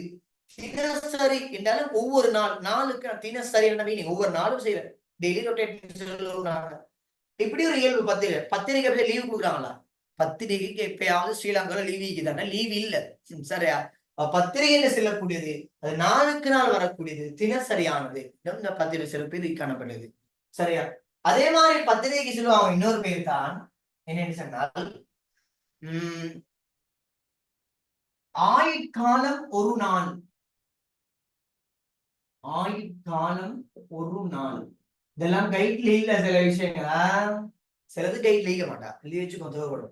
ஆயுட்காலம் ஒரு நாள் என்னும் பத்திரிகை அளிக்கப்படும். என்ன ரீசன் பார்த்தோம்னால், உதாரணமா சொல்லனே நேத்து நடந்த பத்திரிகை இன்னொரு ஆக லேட்டா நியூஸ் தாரதும் பத்திரிகை தான். வெரி லேட் நியூஸ் தாரத்துல வெரி லேட் பத்திரிகை. என்ன ரீசன் தெரியுமா? இன்னைக்கு ஒரு விஷயம் நடந்தா இன்னைக்கு போட மாட்டான் பெரும்பாலும், நாளை தான் பிரிண்ட் பண்ணி வரும். அதே மாதிரி அந்த வெரி லேட் பத்திரிகை கடும் லேட்டா வர நியூஸ் சதுர மீக்க இதை பேச வந்தேன். ஆயுட்காலம் ஒரு நாள். உதாரணமா சொல்லனே, இப்ப நீங்க இன்னைக்கு இன்னைக்கு டேட் 22 வச்சுக்கொள்ளுமே. இன்னைக்கு நீங்க ஒரு பத்திரிகை வாங்குறீங்கன்னு சொன்னா காலையில அந்த நியூஸ் வெளிவாய், காலையில ஃபுல்லா நியூஸ வாசிப்பீங்க. ஈவினிங் ஆரம்பிச்சென்றால் நியூஸ் பெருமதி குறைஞ்சிடும். இனி நாளைக்கு வர நியூஸ் தான் அடுத்த பெருமதியில நியூஸ். பாருங்க, அந்த ஆயுட்காலம் பத்திரிகை ஆயுள் ஒரு நாள் தான். இன்னைக்கு வாங்கின இன்னைக்கு நியூஸ் வெலு சரி, இன்றைய செய்தியோட முடிஞ்சு பத்திரிகை. இனி என்ன செய்வாங்க, வீட்டுல சூப்பரா விரிப்பாங்க, வீட்டுல சாப்பிட்டு நீங்க பார்த்துப்பீங்க. ஏன்னா வாசிச்சு முடிஞ்சா பண்ணே வாரு. ரைட், ஓகே, ஒன்று பம்பாய் கூட வேற கொடுத்து காசு எடுப்பாரு, இல்லாட்டி என்ன செய்வாரு, சாப்பிடுறதுக்கு அங்க கீழே சூப்பரா விரிப்பட விரிச்சுடுவாரு. பத்திரிகை ஆயுட்காலம் ஒரு நாள் தான். இன்னைக்கு வாங்கினா இன்னைக்கு வாய்ச்சோமா காலையில வாங்குவாங்களாம், மாலை ஆகினா பத்திரிகை நியூஸ் வெலு குறைஞ்சிடும். எனவே அதுல ஆயுட்காலம் ஒரு நாள், அதோட ஆயுள் சரியா வர்ற இதுவும் பத்திரிகை என்று ஒரு சிறப்பு பேரை காணப்படுது. அதே மாதிரி நீங்க பார்த்த விளங்கும் சுமங்கல் அகராதி பத்திரிகை அளிக்கிறாங்க.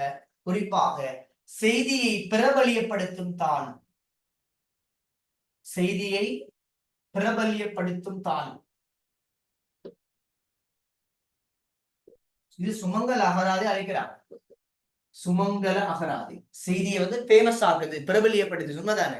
டிவி அது கற்புல ரீதியாக ஃபேமஸ் ஆகும். வானொலி அந்த நியூஸ் என்ன செய்யும், செவிப்புலமாக ஃபேமஸ் ஆகும். ஆனா நீங்க தாள் தானே இது செய்தித்தான். ஏன்னா தாள் என்று பார்க்க போகல, சஞ்சிகையா புத்தகம் பார்த்தா இல்ல, பத்திரிகை தான் தாள் இந்த என்ன நியூஸ்களை வந்து ஃபேமஸ் ஆக்குது. செய்தியை பிரபலியப்படுத்தும் தாள் என்று சொல்லி பத்திரிகை என்ன செய்தி அழைக்கப்படுது. ஓகே, பிரதானமா நீங்க பார்த்த விளங்கும் பத்திரிகை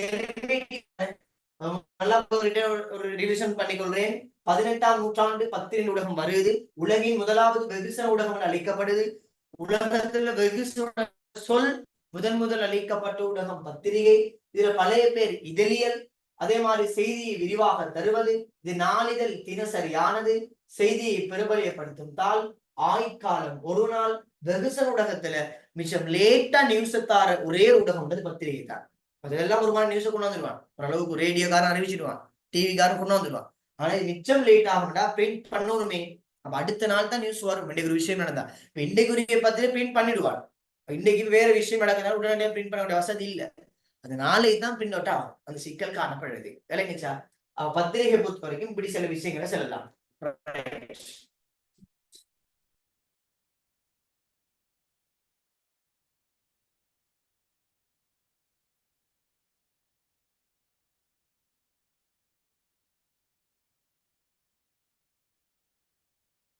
சரியா? அடுத்து நான் உங்களோட கையில் வந்து பத்திரிகைக்கு உங்களோட இந்த 69ஆம் வகுப்பு நீங்க பார்த்த விளங்கும் பத்திரிகையின் வரைவிலக்கணங்கள் அதிகமாக காணப்படுது. முதலாவது பத்திரிகைக்கு சுமங்கல் அகராதி வரைவிலக்கணம் செல்லுது. நான் சொன்னேன் அது செய்திகளை பிரபலியப்படுத்தும் தாள் என்று சொன்னேன். அதுபோல் நீங்க பார்த்த விளங்கும் யுனெஸ்கோ அமைப்பிட்ட வரைவிலக்கணம் காணப்படுது. அதுபோல் நீங்க பார்த்த விளங்கும் ஆக்ஸ்போர்ட் அகராதி ஒரு வரைவிலக்கணம் கொடுக்குறாங்க. ஆக்ஸ்போர்ட் அகராதி வரைவிலக்கணம். அதே மாதிரி எல் பிரவுன் என்று சொல்லக்கூடிய அறிஞர் பிரவுன் என்ற அறிஞர் ஒரு வரைவிலக்கணம் கொடுக்கிறாரு. அதே மாதிரி 5வது வரைவிலக்கணம் நீங்க பார்க்கலாம், ரைட்ல வருது. சுனந்த மகேந்திர தன்னுடைய தொடர்பாடல் அகராதிகளை கொடுக்கிறார். இப்படி பத்திரிகையை பொறுத்த வரைக்கும் உங்களுக்கு பிரதானமாக பத்திரிகையில இந்த 5 வரைவிலக்கணம் செல்லப்பட்டிருக்குது. இந்த 5ஐயும் நீங்க கட்டாயம் பாடமாக்கணும். எக்ஸாம்ல ஒரு வரைவிலக்கண வினாண்டு ஏதோ ஒரு வரைவிலக்கண கேள்வி எல்லாம் வராதுக்குள்ள ஒரு வரைவிலக்கண கேள்வி வரும். எங்கிருந்து வரும் எனக்கு தெரியாது. சம்டைம் வந்துட்டாலும் சொன்னா அந்த ஒரு புள்ளி உங்களுக்கு அநியாயம். விளங்கிச்சா? வரைவிலக்கணம் உங்களுக்கு தெரியும், கட்டாயம் அதை பாடமாக்கியே ஆகணும். அதுல எந்த மாற்ற கருத்தும் இல்லை. இதுல முதலாவது லேசி. ஏன்னா ஒரு வார்த்தை செய்தியை பிரபலியப்படுத்தும் தாள், அவ்வளவுதான். எக்ஸாம்ல இப்படி கேட்கலாம். பார்ட்மெண்ட்ல பத்திரிகைக்கு செய்தியை பிரபலியப்படுத்தும் தாள் அப்ப 5 விடையே கொடுக்கலாம் பாருங்க. உங்களுக்கு தெரிஞ்சிருக்கிறோம் சுமங்கல் அகராதி என்று. இது பார்ட் 1ல நான் சொல்ல வர கதை எம்சிக்யூ கேள்வியில. பார்ட் 2லண்டா உங்களுக்கு பத்திரிகைக்கான வரைவிலக்கணம் மிச்சம் குறவு. அப்படி பத்திரிகை வரைவிலக்கணம் தருகின்றதா மிச்சம் குறவு. சம்டைம் வந்துட்டாமேண்டா உங்களுக்கு 2வது ஆசிரியர் பாடம் வைக்கணும். பார்ட் 1க்கு எல்லாம் தெரிஞ்சுக்கணுமே. ஏன்டா எம்சிக்யூ ஓரடிக்கணும் நீங்க. சும்மா அதை கீழ் வரும் வரைவிலக்கணத்துல யுனெஸ்கோவின் வரைவிலக்கணம் யாதுன்னு கேட்கலாம், ஏதாவது துண்டு எடுத்து. விளங்கிச்சா? அப்ப எனவே யுனெஸ்கோ சொல்லுது, அதுல வருது 4ஆம் வெளிவரக்கூடிய கட்டப்படாத வருது, உன்னிணைத்து கட்டப்படாத குறித்த காலப்பிரிவின் பத்திரிகை பத்திரிகை வருது யுனெஸ்கோட ஆக்ஸ்போர்ட். நான் பார்ப்போம் கொஞ்சம் என்ன வருது. அதுல பிரதான நீங்க பார்க்கலாம். நான் சொன்ன மாதிரி உங்களுக்கு முதலாவது சிம்பிள் ஆகிக்கும் சுமங்கல் அகராதி வருது. கைட்ல பாருங்க, செய்திகளை பிரபலியப்படுத்தும் தாள் என சுமங்கல் அகராதி குறிப்பிடல. அது லேசே உங்களுக்கு. இவை தவிர மேலதிகமான வரைகளை போட்டு கீழே போறாங்க பாருங்க. குறித்த புவியியல் வலயங்களில் வாழும் பெரும்பாலான மக்களுக்குரிய பொது விருப்பு வெறுப்பு அடங்கிய செய்தியை காட்டும் நாளாந்தம் அல்லது வாராந்தம் வெளிவரும் வெளியீடாகும். இது பொதுவான வரைவிலக்கணம். இது யுனெஸ்கோ செல்லல. யுனெஸ்கோ செல்வது கீழே வருது. சில பிள்ளைகள் அந்த பந்தில யுனெஸ்கோன்னு சொல்ல வருது பாருங்க. பந்தியோட சேர்ந்த மாதிரி வாரத்தால சிலாக்கள் குழம்புறாங்க. அது பொதுவான அந்த குறித்த புவியியல் வலயம் வர்றது பொதுவானது. கீழே தான் வருது பாருங்க, யுனெஸ்கோ அமைப்பு பத்திரிகை என்பதை இவ்வாறு அறிமுகப்படுத்தியுள்ளது வருது பாருங்க. இது நீங்க பிரதான பாடமாக்குங்க. அப்ப நீங்க பொதுவான வரலாற்றை தாண்டி நான் சொல்லக்கூடிய இந்த ஓர்டர் சுமங்கல் அகராதி, யுனெஸ்கோ, ஆக்ஸ்போர்ட், எல் பிரவுன் என்ற அறிஞர், சுனந்த மகேந்திர, அப்ப 2 அறிஞர் சம்பந்தப்படுறாங்க. 2 அகராதி, இதொரு அகராதி, இதொரு அறிஞர், இது ஒரு அமைப்பு. அப்ப 2 அகராதியும் 2 அறிஞர்களும் ஒரு அமைப்பும் எங்க சம்பந்தப்பட்டது? பத்திரிகைக்கு வரைவிலக்கணம் சொல்றாங்க. விளங்கிச்சா? அப்ப யுனெஸ்கோ சொல்றத பாருங்க, நாளாந்த வாழ்க்கைக்கு தேவையான தகவல்களை கொண்ட குறித்த காலப்பகுதியில், அது நாளாந்தமாக இருக்கலாம், வாராந்தமாக இருக்கலாம், மாதாந்தமாக இருக்கலாம், வருடத்துக்கு ஒரு முறை இருக்கலாம், ஒவ்வொரு நாளும் இருக்கலாம். குறித்த காலப்பகுதியில் தொடர்ந்தும் வெளிவரும், லீவே இல்லை, ஒன்றிணைக்கப்படாத தாள். ஒன்றிணைக்கப்படாத என்று சொன்னால், இப்ப பத்திரிகை நீங்க வாங்குறீங்க கடையில, அது இஷ்டப்பர் பண்ண பட்டிக்குமா இல்லையா? சொல்லுங்க பாப்போம். பத்திரிகையை இஷ்டப்பர் பண்ணிப்பாங்களா இல்லையா? என்ன சொல்றீங்க? இலங்கிச்சா? அப்ப எனவே இங்க செல்ல வர விஷயம் காக்கும், ஒன்றிணைத்து கட்டப்படாத என்ன இஷ்டப்பர் பண்ணப்படல என்ன பத்திரிகை. இப்ப இதே வரைவிலக்கணம் இதுக்கும் வருது, சஞ்சிகைக்கும் வருது. எப்படி வருதுன்னு சொன்னால், நாளாந்த வாழ்க்கைக்கு தேவையான தகவலை கொண்ட குறித்த கால வெளிவரும் ஒன்றிணைத்து கட்டப்பட்ட என்று வரும். மெகசின் நீங்க வாங்குறீங்க கடையில, மெகசின் கடையில நீங்க வாங்க போகல, அது இஷ்டப்பர் பண்ண பட்டிக்குமா இல்லையா? ஞாபகம் யாருக்காவது மெகசின் வாங்கினால் யாரா ஞாபகம் மிகுதா? எடுத்து பாருங்க. என்ன வித்தியாசம்? பத்திரிகைக்கும் சஞ்சிகைக்கும் ஒரு வித்தியாசம். வரைவிலக்கணம் அடிப்படையில் யுனெஸ்கோ செல்லக்கூடிய விஷயம். சரியா? இதே வரைவிலக்கணம் வரும். எதுக்கு வரும்? பத்திரிகைக்கும் செல்லப்பட்டமாய் வரும், சஞ்சிகைக்கும் இப்படித்தான் வரும். அதே யுனெஸ்கோ சொன்ன கருதுதான். என்ன வித்தியாசம்? ஒன்றிணைத்து கட்டப்பட்ட, கட்டப்படாத. கட்டப்படாத என்று சொன்னாது பத்திரிகை இஷ்டப்பட்டு பண்ண பட்டிக்க மாட்டா. உனக்கு வெளிப்படையா தெரியும். 10 நிமிஷம் சும்மா எடுத்தாலே கொட்டிடும். ஏன்னா மடிச்சு வச்சுப்பா, இழுத்தாலே கொட்டிடும். நீங்க பாத்துப்பீங்க. ஆனா சஞ்சிகை வராது அப்படி எடுத்தா. ஏண்டால் சஞ்சிகை பின் பண்ண பட்டிக்கும். அதான் ஒன்றிணைத்து கட்டப்பட்ட. அப்ப ரெண்டும் மிக அவதானம். இந்த டெஸ்ட்ல கூட வருது, அடிக்கடி வாரவே நான் புள்ளே குழம்புறீங்க தான். ஒன்றிணைத்து கட்டப்பட்ட, கட்டப்படாத. நீங்க அதாவது நீங்க நோட் த பாயிண்ட் நல்லா ஞாபகிச்சுக்கோங்க. சென்னது யுனெஸ்கோ தான், சென்ன ஒரு அமைப்பு தான். சென்ன வரைவிலக்கணம் சிம்பிள் வித்தியாசம் முடிஞ்சு நோட் பண்ணி வச்சுக்கோங்க. உங்களுக்கு அப்ப சஞ்சிகைக்கும் பாடமாக்குற மாதிரி இருக்கும், பத்திரிகைக்கும் பாடமாக்குற மாதிரி இருக்கும். அப்ப எனவே நல்லா பாத்துக்கோங்க. கட்டப்பட்டேன்னு சொல் வருதா, ஒன்றிணைத்து கட்டப்பட்டேன்னு வந்தா அது சஞ்சிகை மெகசின். கட்டப்படாத என்று வந்தால் அது பத்திரிகை. இவ்வளவு சின்ன வித்தியாசம். எனவே நீங்க ஒரு கல் 2 மாங்க அந்த கேஸ் அது சிம்பிளா நீங்க பாடமாக்கலாம். அதுக்கப்புறம் ஆக்ஸ்போர்ட் அகராதி செல்லுது பாருங்க. அதுல ஒரு விஷயம் பண்ணுது பாருங்க. ஆங்கில மொழியில் பத்திரிகை என்பது அது ஓடிவா பாருங்க. நே நாரா நலீனா வருது. அது என்ன வரணும் சொல்லுங்க பாப்போம். அங்க என்ன வரணும்? டைப்பிங் மிஸ்டேக் தான். என்ன வரணும்? பத்திரிகை நியூஸ், நியூஸ் பேப்பர்னு வரணும் இங்கிலீஷ்ல. ஆங்கில மொழியில் பத்திரிகை நியூஸ் பேப்பர்னு அறியப்படுகிறது வரணும். அதை எழுதுங்க. டைப்பிங் மிஸ்டேக், அதை சரியான பொண்ட மாத்திரலாம். பொண்ட மாத்திக்க வந்து நியூஸ் பேப்பர். சரியா? Right, okay. அடுத்த கீழே வருது பாருங்க. ஆக்ஸ்போர்ட் அகராதி பத்திரிகை என்பதை பின்வருமாறு வர இருக்கிறதுன்னு வருது. என்னையாம்? பொதுமக்கள் ஆர்வம் காட்டும் செய்தி, வர்த்தக விளம்பரம், இலக்கிய விடயங்கள், ஏனைய விடயத்துறைக்கு நாளாந்தம், வாராந்தம் எழுப்பாக்கி. இதெல்லாம் நீங்க பாடமாக ஒன்றும் செய்யல. அவ்வளவு பாடமாக்கியே ஆகணும். இது நிர்பந்தம். அடுத்த பாருங்க, எல் ப்ரௌண்ட வரைவிலக்கணம் 1993 படிப்பா பாருங்க. அதுல ஒரு பந்தி மாதிரி வருது தானே. அந்த முழு பந்தியும் பாடமாக்கல. சில பேர் முழு பந்தியும் பாடமாக்குறாங்க. போறத சில ஆட்கள் அந்த முழு பந்தியும் இல்ல.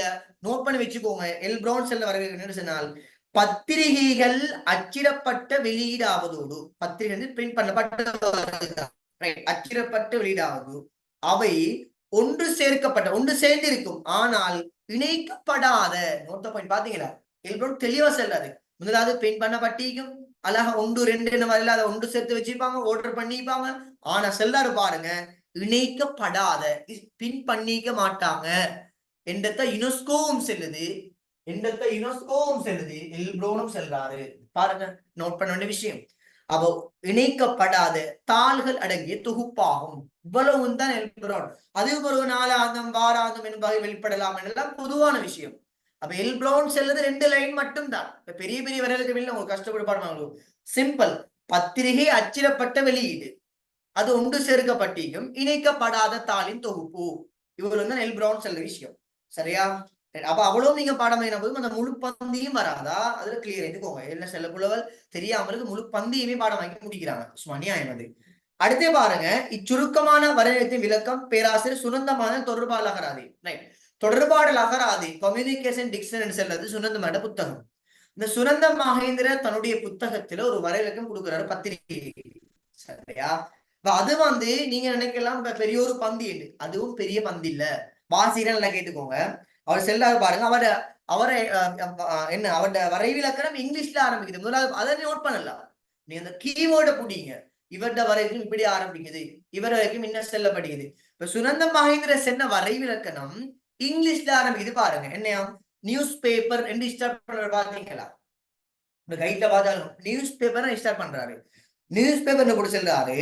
நாளாந்தம், வாராந்தம் அல்லது வாரத்தின் அடிப்படையில் செய்திகளை வழங்குவதற்காக செய்திகளை வழங்கும் நோக்கத்தை அடிப்படையாக கொண்டு முதலில் தொடங்கிய விசேட அச்சு ஆவணம். இவ்வளவு தான். முதலில் தொடங்கிய விசேட அச்சு ஆவணம் என்றத்தோட நின்றுடும் வரைவிலக்கணம். அதுக்கு பொறுவார எனினும் காலத்துக்கு பத்திரிகை என்பதெல்லாம் பாடமாக்குறல்ல. சிலாக்கள் முழு பந்தையும் பாடமாக்குறாங்க. முழு பந்தையும் இல்ல, சின்ன சின்ன வரைவிலக்கணங்கள் பாருங்க. அவர் நியூஸ் பேப்பர்னு ஆரம்பிக்கிறார் இங்கிலீஷ்ல. ஏன்னா அப்ப நாளாந்தம், வாராந்தம், வாரத்தின் அடிப்படையில் செய்தி வழங்குவதற்காக செய்தியை வழங்கும் நோக்கத்தோடு முதலில் தொடங்கிய அச்சு ஆவணம். கீவேர்டு அங்கதான். அப்ப முதலில் தொடங்கிய அச்சு ஆவணம் என்று சென்னவர் யாருன்னு கேட்கலாம். சுனந்த மகேந்திர பாருங்க. முதலில் தொடங்கிய அச்சு ஆவணம். சேர்க்கப்பட்ட இணைக்கப்படாத தாள் யாருன்னு படிச்சோம்? எல் ப்ரோன் பாருங்க. அதே மாதிரி ஆக்ஸ்போர்ட் என்ன சொல்லுது? வர்த்தக விளம்பரம், இலக்கியம் சார்ந்த சிது பேசுது. அடுத்து நாங்க மேல பார்த்தோம் யுனெஸ்கோ இணைக்கப்படாத தாள் என்ற சொல். உங்களுக்கு சுமங்கல் அகராதி லேசி செய்தியை பிரபலப்படுத்தும் தாள். அது சொல்லி முடிஞ்சு சிம்பிள். என்னென்றால் இந்த கஷ்டப்பட்டு என்றதை தாண்டி சிம்பிளா விளங்கிடுங்க என்ன செல்ல வாராங்க. நீங்க பிராக்டிஸ் பண்ண வந்துடும். பெரிய கஷ்டம் இல்ல, சிம்பிள் விஷயம். இப்ப நீங்க சுருக்கமா விளையணும். முதலாவது விஷயம் உங்களுக்கு இது பாடம் வைக்கணும். அதாவது பத்திரிகைக்கு எத்தனை வரைவிலக்கணம் செல்லப்பட்டிருக்கின்றது. நான் சொன்னேன் 2 அகராதிகள், 2 அறிஞர்கள், ஒரு அமைப்பு. யுனெஸ்கோ அமைப்பு, சுமங்கல் அகராதி, ஆக்ஸ்போர்ட் அகராதி, ப்ரௌன் என்று சொல்லக்கூடிய அறிஞர், சுனந்தமான அறிஞர். இது உங்களுக்கு முதல்ல இருந்தால் உங்களுக்கு டக்குன்னு கிளிக் ஆகும். இதுல கஷ்டமே இல்லை. பாருங்க, சுமங்கல் அகராதி செய்தியை பிரபலப்படுத்தினால் ஒரு பாடமாக்குறேன். அதே மாதிரி நீங்க பார்த்த விளங்கும் சுனந்த மகேந்திர நியூஸ் பேப்பர் ஆரம்பிச்சு நாளாந்தம், வாராந்தம் அது வெளிவாகுது. அது வந்து என்னையாம் உலகில் முதலாவது விசேட அச்சு ஆவணம். சிம்பிள். சரியா? எல்போ என்ன செல்றாரு? அது செல்லாரு பாருங்க. அது வந்து என்னையாம் எல்போ செல்ல வருது. அது தாளெல்லாம் ஒன்று சேர்க்கப்பட்டீங்க, இணைக்கப்பட மாட்டுச்சு. கீவேர்ட் இதெல்லாம் ஒரு கீவேர்ட். தாளெல்லாம் முன்பு சேர்க்கப்பட்டிருக்கும், ஆனா பின் பண்ணப்பட்டில்லை. இணைக்கப்படாத தாள் தொகுப்பு எல்போன்னு செல்லுது பாருங்க. சிம்பிளா நீங்க பாடமாக்கலாம். செல்ல வார விஷயம் இந்த கீவேர்ட புடிங்கன்னு செல்ல வாரேன். சரியா? Right, okay. இதோட உங்களோட அந்த பத்திரிகை என்ற விஷயம் முடியுது. பத்திரிகையை பொறுத்தவரையும் உங்களுக்கு தெரியும், பத்திரிகைன்னு சொல்லக்கூடிய விஷயம் வந்து பத்திரிகை வகைப்படுத்தல் நிறைய இருக்கும். பத்திரிகையை பொறுத்தவரையில பத்திரிகையில வந்து வகைப்படுத்தல் நிறைய இருக்கும். அதுல சமயத்தை பத்தி பேசிப்பாங்க, சமயம் சார்ந்த விஷயம் பேசிப்பாங்க. பத்திரிகை உள்ளடக்கம் வித்தியாசப்படுது. விளையாட்டை பத்தி பேசுவாங்க, விஞ்ஞானத்தை பத்தி பேசுவாங்க, தொழில்நுட்பத்தை பத்தி பேசுவாங்க, கலைகள் சம்பந்தமா பேசுவாங்க. இப்படி பத்திரிகைன்ற வகைப்பாடு வித்தியாசம். இல்லைங்கச்சா? இதே நீ ஒரு பாயிண்ட் எடுக்கலாம். எக்ஸ்ட்ரா விஷயம் சரிதார் பத்திரிகை வகைப்பாடை பொறுத்தவரை. சரியா? பத்திரிகை வெளிவர காலம் அது நாளாந்தம், ஏன்னா மாதாந்தம், வாரம், வார இறுதி ஒரு கைட்ல செல்லப்பட்டிருக்குது. இதே நீங்க நம்மளா பார்க்கலாம். சரியா? அதே மாதிரி பத்திரிகையை பொறுத்தவரையில பத்திரிகை ஒரு புதிய போக்கு, அதையும் கட்டாயம் சொல்லி முடிச்சா சரி. உலகின் முதலாவது பத்திரிகை, இலங்கையின் முதலாவது பத்திரிகையில நாங்க படிப்போம் 11ஆம் பாடத்துல. இப்ப இங்க சொல்லி தர வரலாம், அது டைம் எடுக்கும் சொன்னாங்க. சரியா?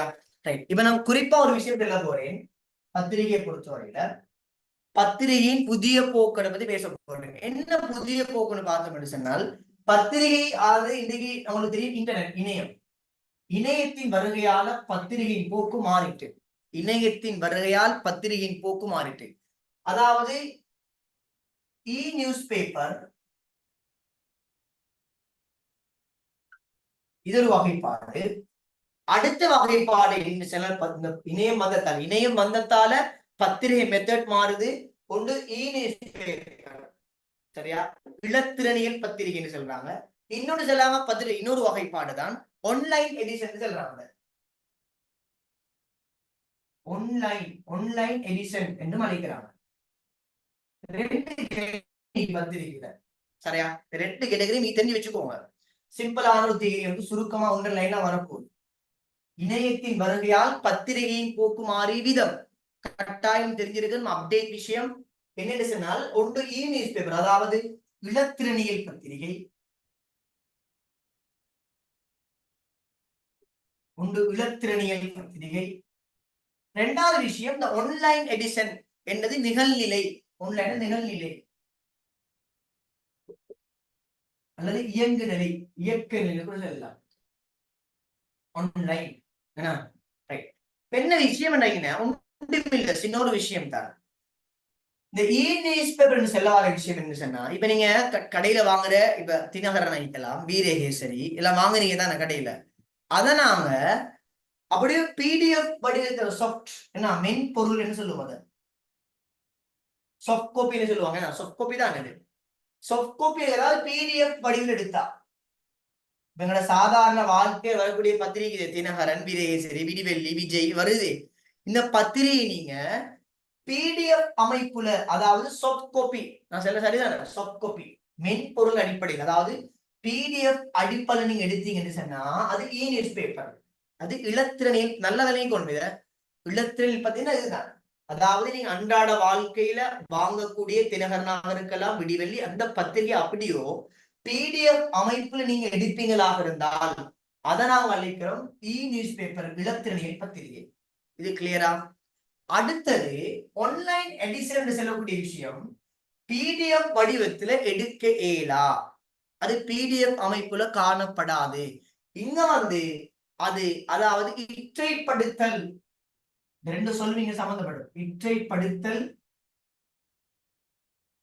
இதுக்கு இன்னொரு சொல் தற்காலப்படுத்தல். இற்றைப்படுத்தலுக்கு இன்னொரு சொல் தற்காலப்படுத்தல்.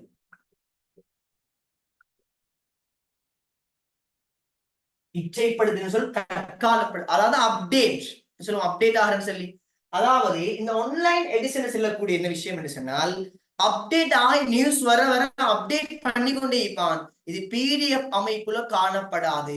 அடுத்தது நாங்க சாதாரண வாழ்க்கையில வாங்கக்கூடிய தினகரன், விடிவெள்ளி, தினக்குரல், வீரகேசரி மாதிரி இது இருக்க மாட்டா. இதைத்தான் நாங்க சொல்றோம் ஆன்லைன் எடிஷன் சொல்லி. அதாவது அப்டேட், இற்றைப்படுத்தல் தொடர்ந்து நடந்து கொண்டே இருக்கும், அப்டேட் ஆகிக்கொண்டே இருக்கும். நியூஸ் வர அப்டேட் பண்ணிக்கொண்டே இருக்கும், ஆன்லைன் இருந்து கொண்டு அப்டேட் நடந்து கொண்டே இருக்கும். ஆனா இங்க அப்படி இல்லை, இது பிடிஎஃப் அமைப்புல எடுக்கிறேன். நான் கடையில வாங்குற வீரகேசரி அப்படியே பிடிஎஃப், கடையில வாங்குற தினகரன் அப்படியே பிடிஎஃப். அவை இணையத்தின் வருகையால பத்திரிகையின் போக்கு இரண்டு விதமாக மாறுது. ஒன்று இ நியூஸ் பேப்பர் ஏன்னா இலத்திரனியல் பத்திரிகை சொல்றேன் நான். இரண்டாவது ஆன்லைன் எடிஷன் என்று சொல்றேன், அதாவது நிகழ்நிலை பேப்பர் என்று சொல்றேன். அதாவது இ நியூஸ் பேப்பர் பார்த்தீங்கன்னா அது பிடிஎஃப் அமைப்புல, அதாவது சாஃப்ட் காப்பி அமைப்புல அங்க எடுக்கிறோம். இது சாதாரண வாழ்க்கையில தெரியாம இருக்கும். ஆனா ஆன்லைன் எடிஷனை பொறுத்த வரைக்கும் அவங்க நடக்கும் இற்றைப்படுத்தல் அல்லது தற்காலப்படுத்துற செயற்பாடு நடக்கும். இதை நாங்க பிடிஎஃப் அமைப்புல எடுக்கலாம். அப்ப நான் சொன்னேன், ஒரு நாள் இப்படி கிளாஸ்ல ஒரு செமினார் நடந்து கொண்டிருக்கிறோம், கடந்த காலத்தாலும் செமினார் நடந்தது. செமினாருக்கு போன டைம்ல அப்ப நான் 10 ஒரு புது விஷயம் அப்படின்னு விளங்கப்படுத்தி போனேன். அப்ப நான் சொன்னேன் இது பிடிஎஃப் அமைப்புல எடுக்கலாவே. அப்ப டக்குன்னு என்னோட ஆட்கள், புத்தி உள்ள ஆட்கள் தானே, ஒரு பொடியை சொன்னான், சார் அப்ப நீங்க சொல்றீங்க அதை பிடிஎஃப் அமைப்புல எடுக்கலாம், ஸ்கிரீன்ஷாட் பண்ணலாம் தானேண்டா. எப்படி விளக்கம் வேண்டேன். நான் சொன்னேன், நீ எவ்வளவு நேரம் ஸ்கிரீன்ஷாட் பண்ணுவாய், அவன் 24 மணி நேரம் நியூஸ் வேற அப்டேட் பண்ணிக்கொண்டே இருப்பான். இப்படி எல்லாம் கேள்வி கேட்கிறான் போல, யோசிச்சு பாருங்க. சரியா? அதனால பிடிஎஃப்ல எடுக்கல, இதை ஸ்கிரீன்ஷாட் அடிக்கலாம் தானே சார், ஈஸி தானே என்றான். நான் எவ்வளவு நேரம் அடிப்பேன் கேட்டேன். 24 அப்டேட் ஆகிக்கொண்டே நியூஸ் வர இல்லைங்கண்ணா. இப்படி எல்லாம் புள்ளிகள் என்ன செய்யறாங்க,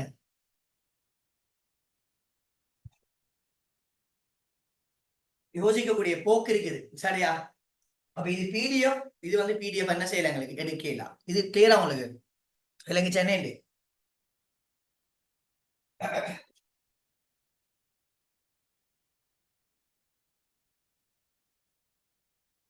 ரைட். அப்ப பத்திரிகையை பொறுத்தவரையும் இது சரி. Right, okay. இன்னொரு 20 நிமிஷமே கிரியம் பார்த்து முடிப்போம் நாங்க இதை. அடுத்து பாருங்க புத்தகம். அடுத்த விஷயம் புத்தகம். புத்தகத்துக்கு உங்களுக்கு நிறைய வரைக்கும் தரப்படல, நீங்க பயப்பட தேவையில்ல. ரைட், புத்தகம். புத்தகத்துக்கு இன்னொரு பேர் நூல் கூட சொல்லலாம்.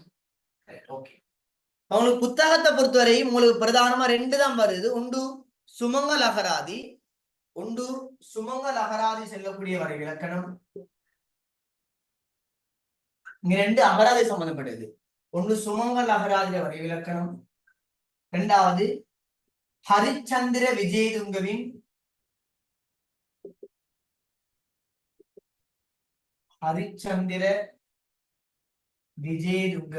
மகாசிங்கள அகராதி. நீங்க நார்மலாவே மகாசிங்கள அகராதியிலே பாடமாக்குங்க, பிரச்சனை இல்லை. சரியா? ரைட். அப்ப எங்களுக்கு இங்க பிரச்சனை வராது. புத்தகத்தை பொறுத்தவரைக்கும் 2 தான் வருது. So no issue. எனக்கு இஷ்யூ ஒன்று இல்ல. சிம்பிளா அதுவும் பெரிய கட்டுக்கட்டா வரல. சின்ன லைன் பாருங்க. முதலாவது புத்தகம் என்பதற்கு சுமங்கலாதி எழுதப்பட்ட அச்சிடப்பட்ட நூல், அவ்வளவுதான். எழுதப்பட்ட அங்க எழுதப்பட்டிக்கும் அல்லது பிரிண்ட் பண்ணப்பட்டிக்கும். அப்ப ரிட்டன் கம்யூனிகேஷன், பிரிண்ட் கம்யூனிகேஷன் ரெண்டும் பேசுறாங்க. என்ன எழுதப்பட்ட அச்சிடப்பட்ட, அவ்வளவுதான். அப்ப எழுதப்பட்ட அச்சிடப்பட்ட நூல் என்ற சொல் இங்க பாவிக்கப்பட்டது. சரியா? அப்ப பாருங்க, முக்கியமான விஷயம். அப்ப புத்தகத்துக்கு நூல் என்று சொல்லப்படக்கூடிய வரைவிலக்கணம் சுமங்கல தான் நீக்குது. நோட் பண்ண, எக்ஸாம்ல கேட்பாங்க. புத்தகம் என்பதற்கு நூல் அழைக்கப்பட்ட வரைவிலக்கணம் எங்க இருக்குது என்றால் அது சுமங்கலாக தான் நீக்குது. என்ன பாருங்க, எழுதப்பட்ட அல்லது அச்சிடப்பட்ட நூல். இப்ப நூல் என்ற சொல்ல முடியுது. பாருங்க, எது முடியுது? கீவேர்டு தான். நீங்க பாருங்க, நீங்க எக்ஸாம்ல கேட்பாங்க. சான்ஸ் சரியா? நோட் த பாயிண்ட் எழுதுறீங்க. அடுத்த பாருங்க, எழுதப்பட்ட அல்லது அச்சிடப்பட்ட அல்லது அச்சிடப்படாத தாள்கள் ஒன்றோடொன்று இணைக்கப்பட்ட ஆவணம் புத்தகம் என ஹரிச்சந்திர விஜயதுங்கவின் மகாசிங்கள அகராதி. அப்ப ஹரிச்சந்திர விஜயதுங்க மகாசிங்கள அகராதி புத்தகம் என்ன சொல்ல அழைக்கிறாங்க. பேசிக்லி யாகம் வைக்கலாம். பாருங்க, ஒரு பகுதி ஒன்றுல நீங்க சிம்பிளா அதை பிடிக்கிற மெத்தடு தான். நூல் என்ற சொல்ல பயன்படுத்துறாங்க சுமங்கல அகராதி. அப்ப உங்களுக்கு பார்ட் பண்ணுக்கு ஈஸி. இது பார்ட் 2 நீங்க பாடம் பண்ணணும். வேற சப்ஜெக்ட் அதை பத்தி பேசல. பார்ட் பண்ணுக்கு கீவேர்டு இதுதான். நூல் என்ற சொல் சம்பந்தப்படுது சுமங்கல அகராதியில. நோட் பண்ணி வச்சுக்கோங்க. புத்தகம் என்ற சொல்ல இதுக்கு பயன்படுத்துறாங்க ஹரிச்சந்திர விஜயதுங்கவின் மகாசிங்கள அகராதி. சரியா? அந்த வரையத்தை நீங்க பிரதானமா நீங்க என்ன செஞ்சுக்கோங்க, அதை பாடமாக்கி வச்சுக்கோங்க. சரியா? ஓகே. அப்ப இது பொறுத்த வரைக்கும் நீங்க நார்மலாவே உங்களுக்கு தெரியும். ரைட். அப்ப நீங்க வரையில பாடமாக்கி வச்சுக்கோங்க பிரதானமா. இதோட சேர்த்து நான் புத்தகத்தை பத்தி சில விஷயம் மட்டும் நார்மலா தொட்டுக்கொண்டே போறேனே. புத்தகத்தை பொறுத்த வரைக்கும் உலகின் முதலாவது புத்தகம் உங்களுக்கு தெரியும். அதான் யாரு தெரிஞ்சா இருக்கிறீங்களா? உலகின் முதலாவது புத்தகம் நான் படிச்சு சந்திப்பேனே. நார்மலா நோட் பண்ணி வச்சுக்கோங்க. உலகின் முதலாவது தெரிஞ்சு வச்சுக்கோங்களா? சீன பௌத்த நூலான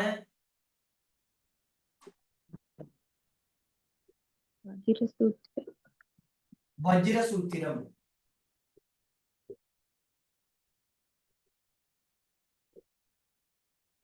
சரியா? இது உலகத்துல முதலாவது புத்தகம், சீன பௌத்த நூலான வஜ்ரசூத்திரம். சரியா? இது பிரதானம் உங்களுக்கு தெரியும். அதுக்கப்புறம் உங்களுக்கு தெரியும் ஜோஹன்னஸ் குட்டன்பர்க்.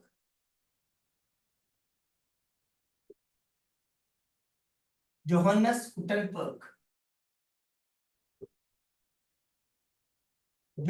குட்டன்பர்க் என்ன செய்யறாரு சொன்னால் நவீன அச்சுன்றதை கண்டுபிடிக்கிறார். எதை கண்டுபிடிக்கிறாரு? இவரா நவீன அச்சின் தந்தை. ஏன்னா நவீன அச்சு என்றதை கண்டுபிடிச்சு அவர் முதலாவது ஒரு புத்தகம் அடிக்கிறார், 2வது இன்னொரு புத்தகம் அடிக்கிறார். செல்வ பார்ப்போம். ஜோஹன்னஸ் குட்டன்பர்க் நவீன அச்சு என்றதை கண்டுபிடிச்சு முதல்ல அடிச்ச புத்தகம் என்ன, 2வது அடிச்ச புத்தகம் என்ன?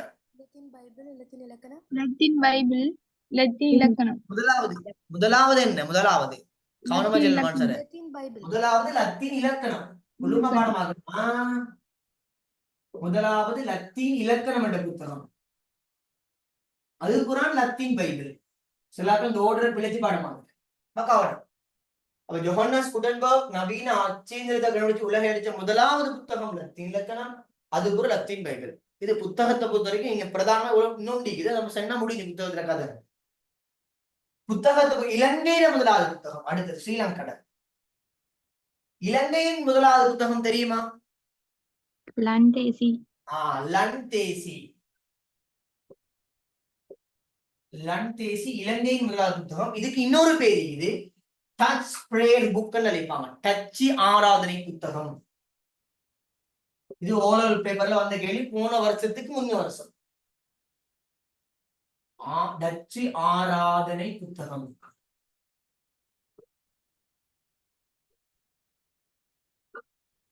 சரியா? இந்த புத்தகம் மொத்தமாக 41 பக்கங்களை கொண்டது. இந்த புத்தகம் மொத்தமாக 41 பக்கங்களை கொண்டது. நல்லா பாத்துக்கோங்க. இது இலங்கையின் முதலாவது புத்தகம். இதுக்கு ஒரு பேருக்கு லன்தேசி. இதுல ஆரம்ப பெயர் எக்ஸாம்ல கேட்டு வந்திருக்கிறாங்க. அதான் டச் பிரேயர் புக், டச்சு ஆராதனை புத்தகம். மொத்த பக்கங்கள் எண்ணிக்கை 41. ஆனால் அடிப்படையில உண்மையாகவே ஒரு புத்தகம் கொண்டிருக்க வேண்டிய தாள்களோட எண்ணிக்கை எத்தனை தெரிஞ்சால் விழுகிறீங்களா? இலங்கையில முதலாவது புத்தகம் 41 பக்கம் இருந்து. ஆனா உண்மையா ஒரு புத்தகம் பேசிக்லி கொள்ளக்கூடிய தாள்கள் எண்ணிக்கை 49 பக்கம். 49 பக்கங்கள் இருக்கணும். 49 பக்கம் இருக்கணும். இது 41 பக்கம் இருந்த இலங்கையின் முதலாவது புத்தகமானது. ஆனால் உண்மையிலே ஒரு புத்தகத்துல பக்கங்களோட எண்ணிக்கை இருக்கிறது 49 என்று சென்ன நான் செல்லல, யுனெஸ்கோ அமைப்பு சென்ன. இதுவும் நாங்க புத்தகத்துக்கு ஒரு வரைவிலக்கணம் எடுக்கலாம். இதையும் நாங்க புத்தகத்துக்கு ஒரு வரைவிலக்கணம் என்ன செய்யலாம்? நான் முன்னுக்கு சொன்ன சுமங்கல அகராதின் வரைவிலக்கணத்தோட முன்னுக்கு சொன்ன ஹரிச்சந்திர விஜயதுங்கவின் மகாசிங்கல் அகராதில சேர்த்து யுனெஸ்கோவும் புத்தகத்துக்கு வரைவிலக்கணம் செய்யாங்க. அதுதான் என்ன செய்யறாங்க, புத்தகம் என்பது எத்தனை பக்கத்தை கொண்டிருக்க மொத்தமாகவே 49 பக்கத்தை கொண்டிருக்க வேண்டும் என்ற கருத்து யுனெஸ்கோவால் செல்லப்பட்ட கருத்து. அப்ப நோட்ட போய் இதோட இது சம்பந்தப்படுது, நோட் பண்ணி வச்சுக்கோங்க. சரியா? பேசிக்ல நல்லா பாத்துக்கோங்க. உலகின் முதலாவது புத்தகம் வேர்ல்டு வைட்ல. உலகின் முதலாவது புத்தகம் சீன பௌத்தம் நமது சூத்திரம். அதுக்கு ஒரு நவீன அச்சு இயந்திரம் ஜோஹன்னஸ் குட்டன்பர்க்ல கண்டுபிடிக்கப்பட்டது. அவரது அச்சு இயந்திரத்தை கண்டுபிடிச்சு அடிக்கிற முதலாவது புத்தகம் லத்தீன் இலக்கணம். 2வது லத்தீன் பைபிள். அடுத்த இலங்கையின் முதலாவது புத்தகம் லன்தேசி. இதுக்கு இன்னொரு பேர் டச்சு ஆராதனை புத்தகம், டச் பிரேயர் புக். இதுல மொத்த பக்கங்கள் எண்ணிக்கை 41. ஆனால் பேசிக்லி ஒரு புத்தகம் எத்தனை பக்கங்களை கொண்டிருக்கிறோம் என்றதை 49 பக்கங்கள் எது கொண்டிருக்க வேண்டும். இது மட்டும் கிளியரா உங்களுக்கு? இதோட சேர்த்து எடிட்டிங் என்ன அழிச்சுட்டேன்னா,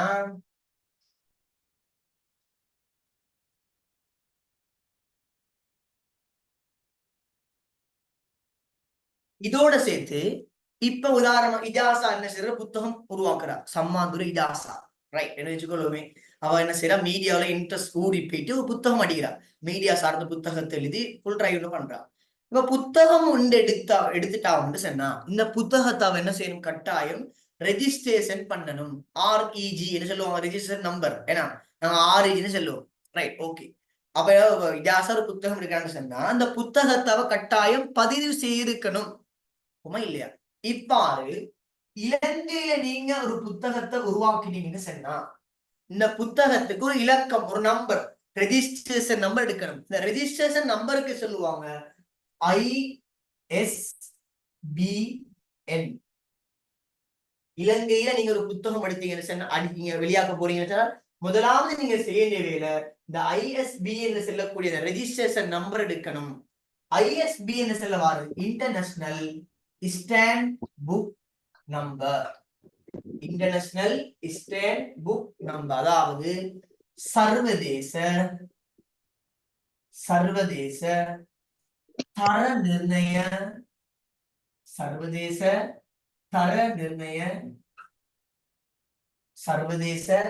நிர்ணய இலக்கம். இது தமிழாக்கம், எழுதி வச்சுக்கோங்க. அப்ப நாங்க ஏதாவது புத்தகம் எடுத்தா கட்டாயம் ரெஜிஸ்ட்ரேஷன் நம்பர் எடுக்கணும். இந்த நம்பருக்கு செல்றதுதான் இப்படி சர்வதேச தர நிர்ணய இலக்கம், அதான் ISBN. இதை நீங்க எங்க எடுப்பீங்க இலங்கையில்னு கேட்டால், நீங்க இலங்கையில எங்க எடுக்கணும்னா இலங்கையின் தேசிய நூலகத்தில் நீங்க எடுப்பீங்க. பெரும்பாலும் களமுல தான் நீங்க வேணா இலங்கையின் தேசிய நூலகத்துக்கு சென்று நீங்க இந்த இலக்கம் எடுக்கணும். நீங்க ஒன்று இலங்கை தேசிய நூலகம் அழைப்பாங்க, அல்லது இலங்கை சுவடிகள் சபை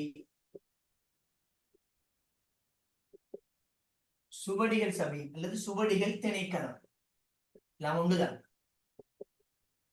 நீங்க இங்க போயிட்டு என்ன செய்யணும், புத்தகத்துக்கான ISBN இலக்கத்தை பெற வேண்டும்.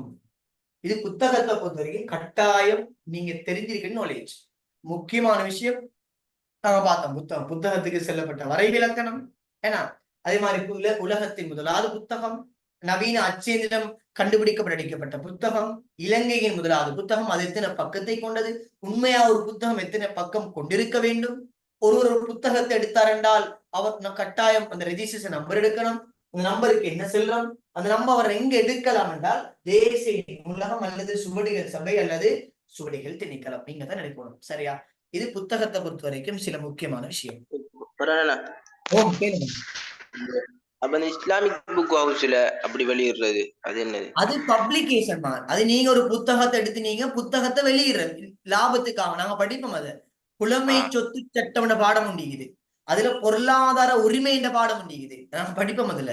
அதாவது ஒரு புத்தகத்தை உருவாக்கினா அவருக்கு லாபம் ஈட்டக்கூடிய வழிமுறை தான் ஏதாவது ஒரு பப்ளிகேஷனை கொடுத்து லாபம் எடுக்கிற ஒன்று. நீங்க இஸ்லாமிக் கோர்ஸ் கொடுத்து லாபம் எடுக்கலாம், அவங்க பிரிண்ட் பண்ணி விற்பாங்க, உங்களுக்கு ஒரு குறுகிய தொகையை தருவாங்க. அது நீங்க ரோயல் பப்ளிகேஷன் கொடுக்கலாம், கொடுத்துல அது பப்ளிஷ் பண்ற வேலை. இது அது செல்ல வரல. இது வந்து நம்ம ரெஜிஸ்ட்ரேஷன் நம்ம எடுக்கணும். நீங்க பப்ளிசிட்டி பண்ண முன்னே செய்ய வேண்டிய வேலை இந்த வேலை. நீங்க ரெஜிஸ்ட்ரேஷன் நம்பர் எடுக்காம, உதாரணமா அஸ்லு பிக்கிறாரு என்ன வச்சுக்கொள்ளுமே, அஸ்லு ஒரு மீடியா புத்தகம் அடிக்கிறாரு, மீடியா புத்தகம் கஷ்டப்பட்டு எழுதி அடிக்கிறாரு. இவர் என்ன செய்யறாருன்னு சொன்னா ரெஜிஸ்ட்ரேஷன் பண்ணாம கொண்டு புத்தகத்தை பப்ளிஷன் எடுக்கவே மாட்டான். ரெஜிஸ்ட்ரேஷன் நீங்க பண்ணலன்னா எடுக்கவே மாட்டான். நூலாக சப்ஜெக்ட் இது. என்ன யாரு ஓனர் யாருன்னு தெரியாது, ஓனர்ஷிப் இல்லாத கேஸ் இது, பாப்பா தெரியாத கேஸ் நான் அதெல்லாம். எனவே என்ன செல்லவாரு என்றால், நீங்க புத்தகத்தை எடுத்துட்டீங்கன்னு சொன்னா முதலாவது செய்ய வேண்டியது இந்த வேலை தான். இதை நீங்க செய்யணும். என்ன பப்ளிகேஷன் கார்டு அப்படித்தான் நீங்க பப்ளிசிட்டி பண்ணிட்டு சும்மா சொல்லுவோமே, பாஸ்போர்ட் பண்ணிருந்தாரு தெரியாம போட்டோ கடை போய் அடிச்சு வீசிட்டாருண்டா, நான் என்ன செய்வேன்டா MS ஆக்கம் 2018 சும்மா போட்டேன். இனி எனக்கு அந்த புத்தகம் சொந்தம். அல்லது நான் போய் என்ன செய்யறதால் எப்படி சொல்லுவேன், நான் போய் என்ன செய்யறேன், இங்க ஐஎஃப் நான் போய் எடுத்துட்டேன் அஸ்லு போ முந்தி. இப்ப புத்தகம் யாருக்கும் சொந்தம்? அஸ்லுக்கு சொந்தமா எனக்கு சொந்தமா? உங்களுக்கு தான் சொந்தம். சொல்லுங்க. எனக்கு தான் சொந்தம். இப்ப என்ன புத்தகம் அஸ்லு பட்ட கஷ்டம் அவுட். கட்டாயம் நாம செய்யற படைப்பு மூலம் யார் இந்த புத்தகத்தை உருவாக்கினாரு, தொடர்பாளர் யாரு, ஓனர் யாரு, அந்த ஓனரை உறுதிப்படுத்துறதான் ISBN சொல்ல வருது. கட்டாயம் செய்ய வேண்டிய வேலை. சரியா? Right, okay. புத்தகத்தை பொறுத்த வரைக்கும் இது மிக முக்கியமான சப்ஜெக்ட். ஒரு ஜெண்டர் நாலேஜ் கேள்வி கூட இது கட்டாயம் உங்களுக்கு தெரிஞ்சிருக்க வேண்டிய விஷயம். ஒரு புத்தகம் எடுத்தா என்ன செய்யணும் நாங்கன்றது. சரியா? Right, okay. நாங்க சஞ்சிகையில முடிப்போம் பாடத்தை. வானொலியை நான் பார்க்கல, சஞ்சிகையில ஒரு சில விஷயம் பார்த்து முடிப்போமா? Right, okay.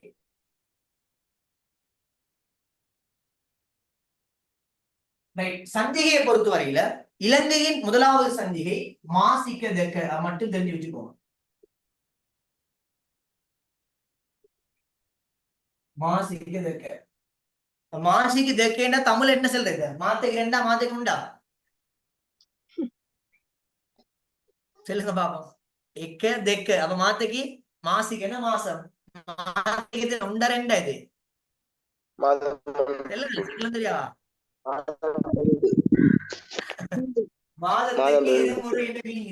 மாதத்துக்கு 2.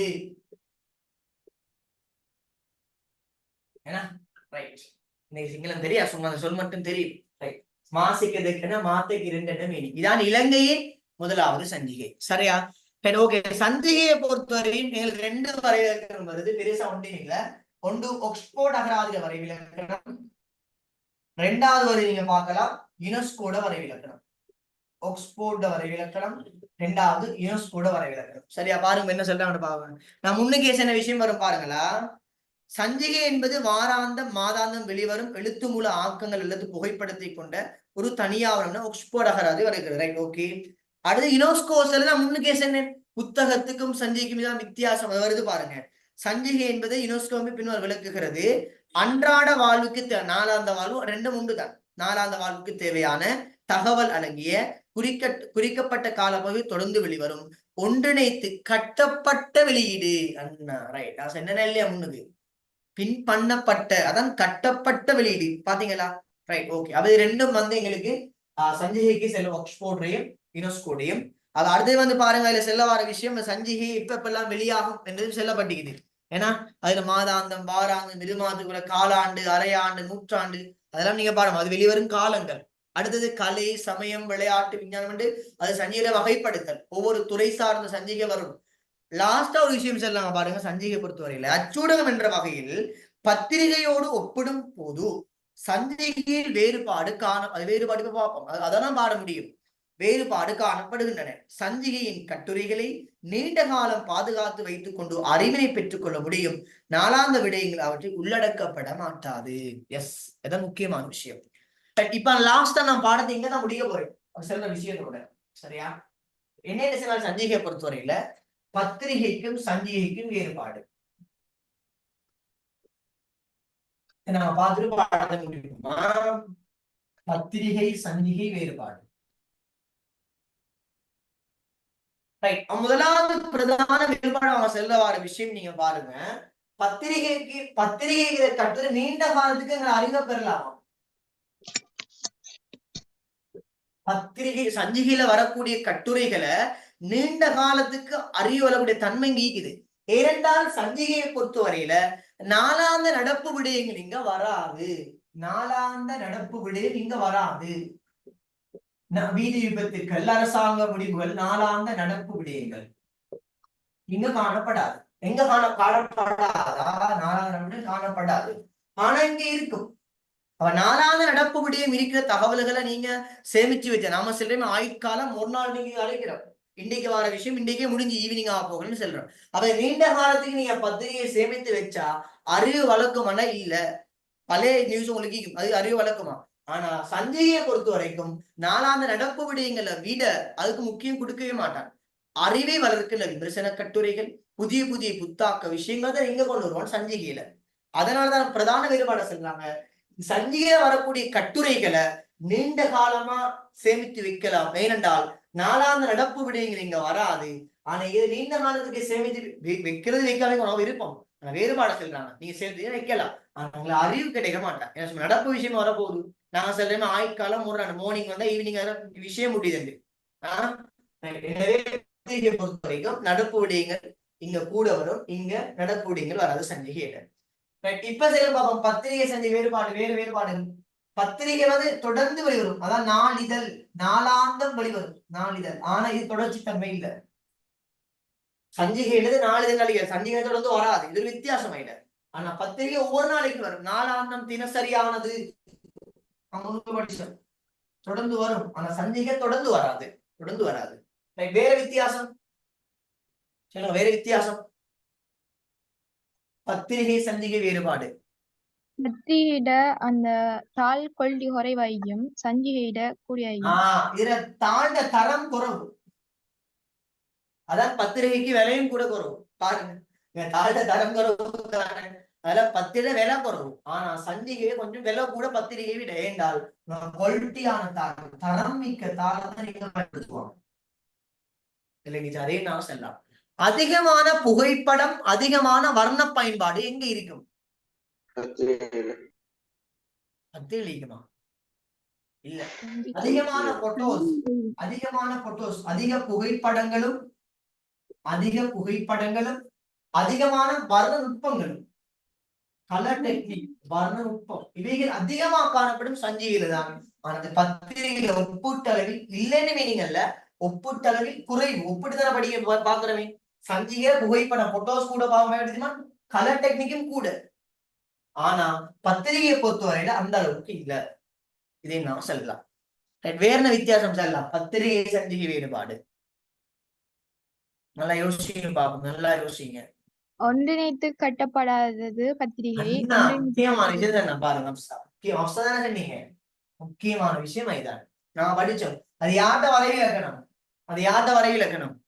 ஆக்ஸ்போர்டா யுனெஸ்கோவா? யுனெஸ்கோ. பத்திரிகை என்பது ஒன்றிணைத்து கட்டப்படாதது. ஆனா இது ஒன்றிணைத்து கட்டப்பட்டது. பாருங்க முக்கியமான விஷயம். கட்டாயம் எழுதிருக்கீங்க. இஷ்டப்பட்டு பண்ணப்பட்டிருக்கும் சந்திகை. இது பண்ணப்படாது. இது நான் சொல்லலாம். பத்திரிகை சஞ்சிகை வேறுபாடு. எக்ஸாம்ல கேட்கலாம், எழுதி வச்சுக்கோங்க. வேற என்ன சொல்றீங்க? பத்திரிகை சஞ்சிகை வேறுபாடு. பத்திரிகை நிருபர்களால் பத்திரிகை நிருபரால் பத்திரிகை தொடர்பான நிருபர் நாங்க அழைக்கிறோம். அது பொதுவான விஷயமா. ரெண்டுக்கு வித்தியாசம் எழுத போல சரியா எழுதணுமானது. அதை நாங்க எடுக்கலாம் ஒரு வித்தியாசமா. விஷயம் என்ன சொன்னா, பத்திரிகைன்னா பெரும்பாலும் 10 நிருபர் அங்க இருப்பாரு. சஞ்சிகைன்றது பொதுவாகவே இப்ப எங்களை போல சாதாரண ஆக்களும் சஞ்சிகைகள் இல்லாம ஏன்னா அது ஒரு வித்தியாசம் உண்மை எடுக்கலாம். எஸ் ஓகே, அங்கே பிரச்சனை இல்லை. பத்திரிகை பெரும்பாலும் பத்திரிகை ஆசிரியர் அல்லது பத்திரிகை நிருபர் சம்பந்தப்படுவாரு. ஆனா சஞ்சிகையை பொறுத்த வரைக்கும் நாங்களும் சஞ்சிகை வெளியிட வசதிக்கு இப்ப நிறைய பேர் நாங்களும் மேகசின் வெளியிடறோம். சாதாரண தொடர்பானும் சாதாரண தொடர்பானும் சம்மந்தப்படுவாங்க. அது ஒரு வித்தியாசம் கொண்டு வரலாம், பிரச்சனை இல்லை, இல்லையே இல்லை. சாதாரண ஆக்களும் சஞ்சிகை வெளியிடுற போக்கொண்டு இருக்குது. பத்திரிகை சாதாரண வெளியிடறானா மிச்சம் குறவாது, சரி, அது மிச்சம் குறவு. ஆனா இந்த பத்திரிகையில பெரும்பாலும் ஒரு நிருபர் சம்பந்தப்படுவாங்க. ஏன்னா ஒரு பத்திரிகை நிறுவனம், உதாரணமா இலங்கையை பொறுத்தவரையில ஏரிக்கரை லேக் ஹவுஸ் நிறுவனம், தினகரன், தினமின, டெய்லி நியூஸ் பத்திரிகை வெளியிடுறது, ஏதோ நிறுவனம் இங்க சம்மந்தப்பட்ட வீரகி சரி ஏன்னா சம்மந்தப்பட்டிருக்கு. ஆனா சஞ்சிகையை பொறுத்த வரைக்கும் அப்படின்னு பெரும்பாலும் குறவு தான். வேற வித்தியாசமே இதா பத்திரிகை சஞ்சிகை வேறுபாடு. இதே நாம சொல்லலாம், முன்னுக்கே சொன்னமே விலை கூட விலை அதிகம், அதே நம்ம எடுப்போம். தரம் கூட தரம் தாழ்ந்த தரம், இது தாழ்ந்த தரம், இது தாழ்ந்த தரம் குறைவு, இது விலை அதிகம். சாரி, பத்திரிகை விலை குறைவு, பக்கங்கள் எண்ணிக்கை அதிகம். கொஞ்சம் பெரிய வார சஞ்சிகையில விலை கூட. என்ன சொன்னீங்க நீங்க? பக்கங்கள் எண்ணிக்கை அதிகம் எதுல? சஞ்சிகையில பக்கங்கள் எண்ணிக்கை கூட, அப்படியா? அதையும் நாங்க எடுக்கலாம், பிரச்சனை இல்லை. இங்க பக்கம் அதிகமாக இருக்கு வேணா, பெரும்பாலும் அதிகமான சந்தி ஒப்பிட்டு பார்க்க போகல. ஆனா பத்திரிகையில சில இது வந்து பக்கம் குறைவாக செல்ல சார், அதையும் நாங்க எடுக்கலாம். தெரிஞ்சுக்கிற செல்றீங்க.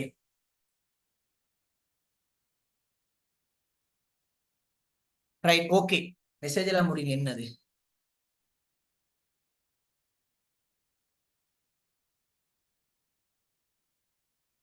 பத்திரிகை நுகர்வோர் அதிகம், அது உண்மைதான், நான் எடுக்கலாம். பத்திரிகை நுகர்ற ஆக்கள் எண்ணிக்கை கூட, நான் அதிகமான ஆக்கள் பாருங்க நியூஸ் பேப்பர் கூட வாங்குவாங்க, நீங்க பாத்துப்பீங்க. எஸ், அதையும் நாம சொல்லலாம். பத்திரிகை நுகர்வோர் அதிகம், அதிகமான பெருகள் பத்திரிகை வாங்குவோம், பெரும்பாலும் பத்திரிகை கூட விற்கப்படுறது கூட. ஆனா சஞ்சிகை என்னது, அவ்வளவுக்கும் சஞ்சிகையில நுகர்வு பெருமதி இல்ல. அதிகமான மக்கள் சஞ்சிகை வாங்குற மிச்சம் வரும். கொஞ்சம் விலையும் கூட, அது நடப்பு செய்தி இல்ல தானே. சஞ்சிகை வாங்குற ஆக்கள் பெரும்பாலும் கொஞ்சம் படிச்ச ஆட்களும் அறிஞர்கள்.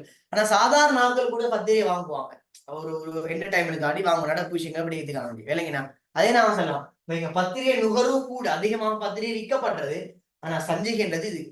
இதுல எது வலுவுள்ள வெகுசன ஊடகம்? இது ரெண்டுலயே வலுவுள்ள வெகுசன ஊடகம் எது? பத்திரிகையா சஞ்சிகையா? ஒரு வலுவான வெகுசன ஊடகம் பத்திரிகை தான். ஒரு வலுவான வெகுசன ஊடகம் எழுதிக்கோங்க. ஒரு இதுல அதாவது பத்திரிகை சஞ்சிகையில ஒப்பிட போகல, கவனம் வைக்கணும். பொதுவாகவே வலுவுள்ள வெகுசன கேட்டால் தொலைக்காட்சி, அது வேற. பொதுவாக வந்து கேட்கிறாங்க, வெகுசன ஊடகத்தில் ஒரு வலுமிக்க வெகுசன கேட்டால் தொலைக்காட்சி பொதுவா. ஆனா பத்திரிகை சஞ்சிகையை ஒப்பிட்டு பார்க்க போகல, எது வலுமிக்க என்று கேட்டால் அது பத்திரிகை தான். கவனமா இருக்கிறாங்க. சிட்டில் செல்றையை பார்த்துக்கோங்க. உங்களோட எக்ஸாம்பிள் பொதுவா ஒரு கேள்வி கேட்கிறாங்க. எப்படி கேட்கிறான்னு சொன்னால், ஒரு வெகுசன ஊடகத்தில் ஒரு வலுமிக்க வெகுசன ஊடகம் என்று கேட்டால் பொதுவா கேட்ட டிவி, தொலைக்காட்சி. உங்களுக்கு பத்திரிகை சஞ்சிகை வேறுபாடு கேட்கிற போது வலுவான ஊடகம் பத்திரிகை தான். இங்கதான் வலுத்தன்மை கூட, இதை விட. சரியா? அதை நாங்க வேறுபட கொண்டு வரலாம். இவ்வளவு போதும் எங்களுக்கு இன்ஷா அல்லாஹ். நாங்க அடுத்த கிளாஸ்ல நாங்க படிப்போம் வானொலி, தொலைக்காட்சி படிச்சோம்னு சொன்னால் நாங்கள புதிய சமூகம் இன்ஷா அல்லாஹ். இப்படி பெரும்பாலும் நாளைக்கு அல்லது நாளைக்கு ஷூரா முடிஞ்சிடும். சரியா? ரைட். அப்ப அது ஒரு நாங்க யூனிட் எக்ஸாம் செய்யலாம். ரைட், நாங்க பாடத்தை முடிப்போம் இன்ஷா அல்லாஹ். அப்ப நாங்க அடுத்த உங்களுக்கு செய்வோம். நான் இன்னைக்கு சம்டைம் உங்களுக்கு ஒரு பகுதி ஒன்று வினாக்கள் போடுவேன். 7 மாணவர்கள் செஞ்சா இருப்போங்க. சுருக்கம் இல்லதா, நீங்க பிராக்டிஸ் பண்ணாத வரைக்கும் ஒன்றும் என்ன செய்ய மாட்டா சாத்தி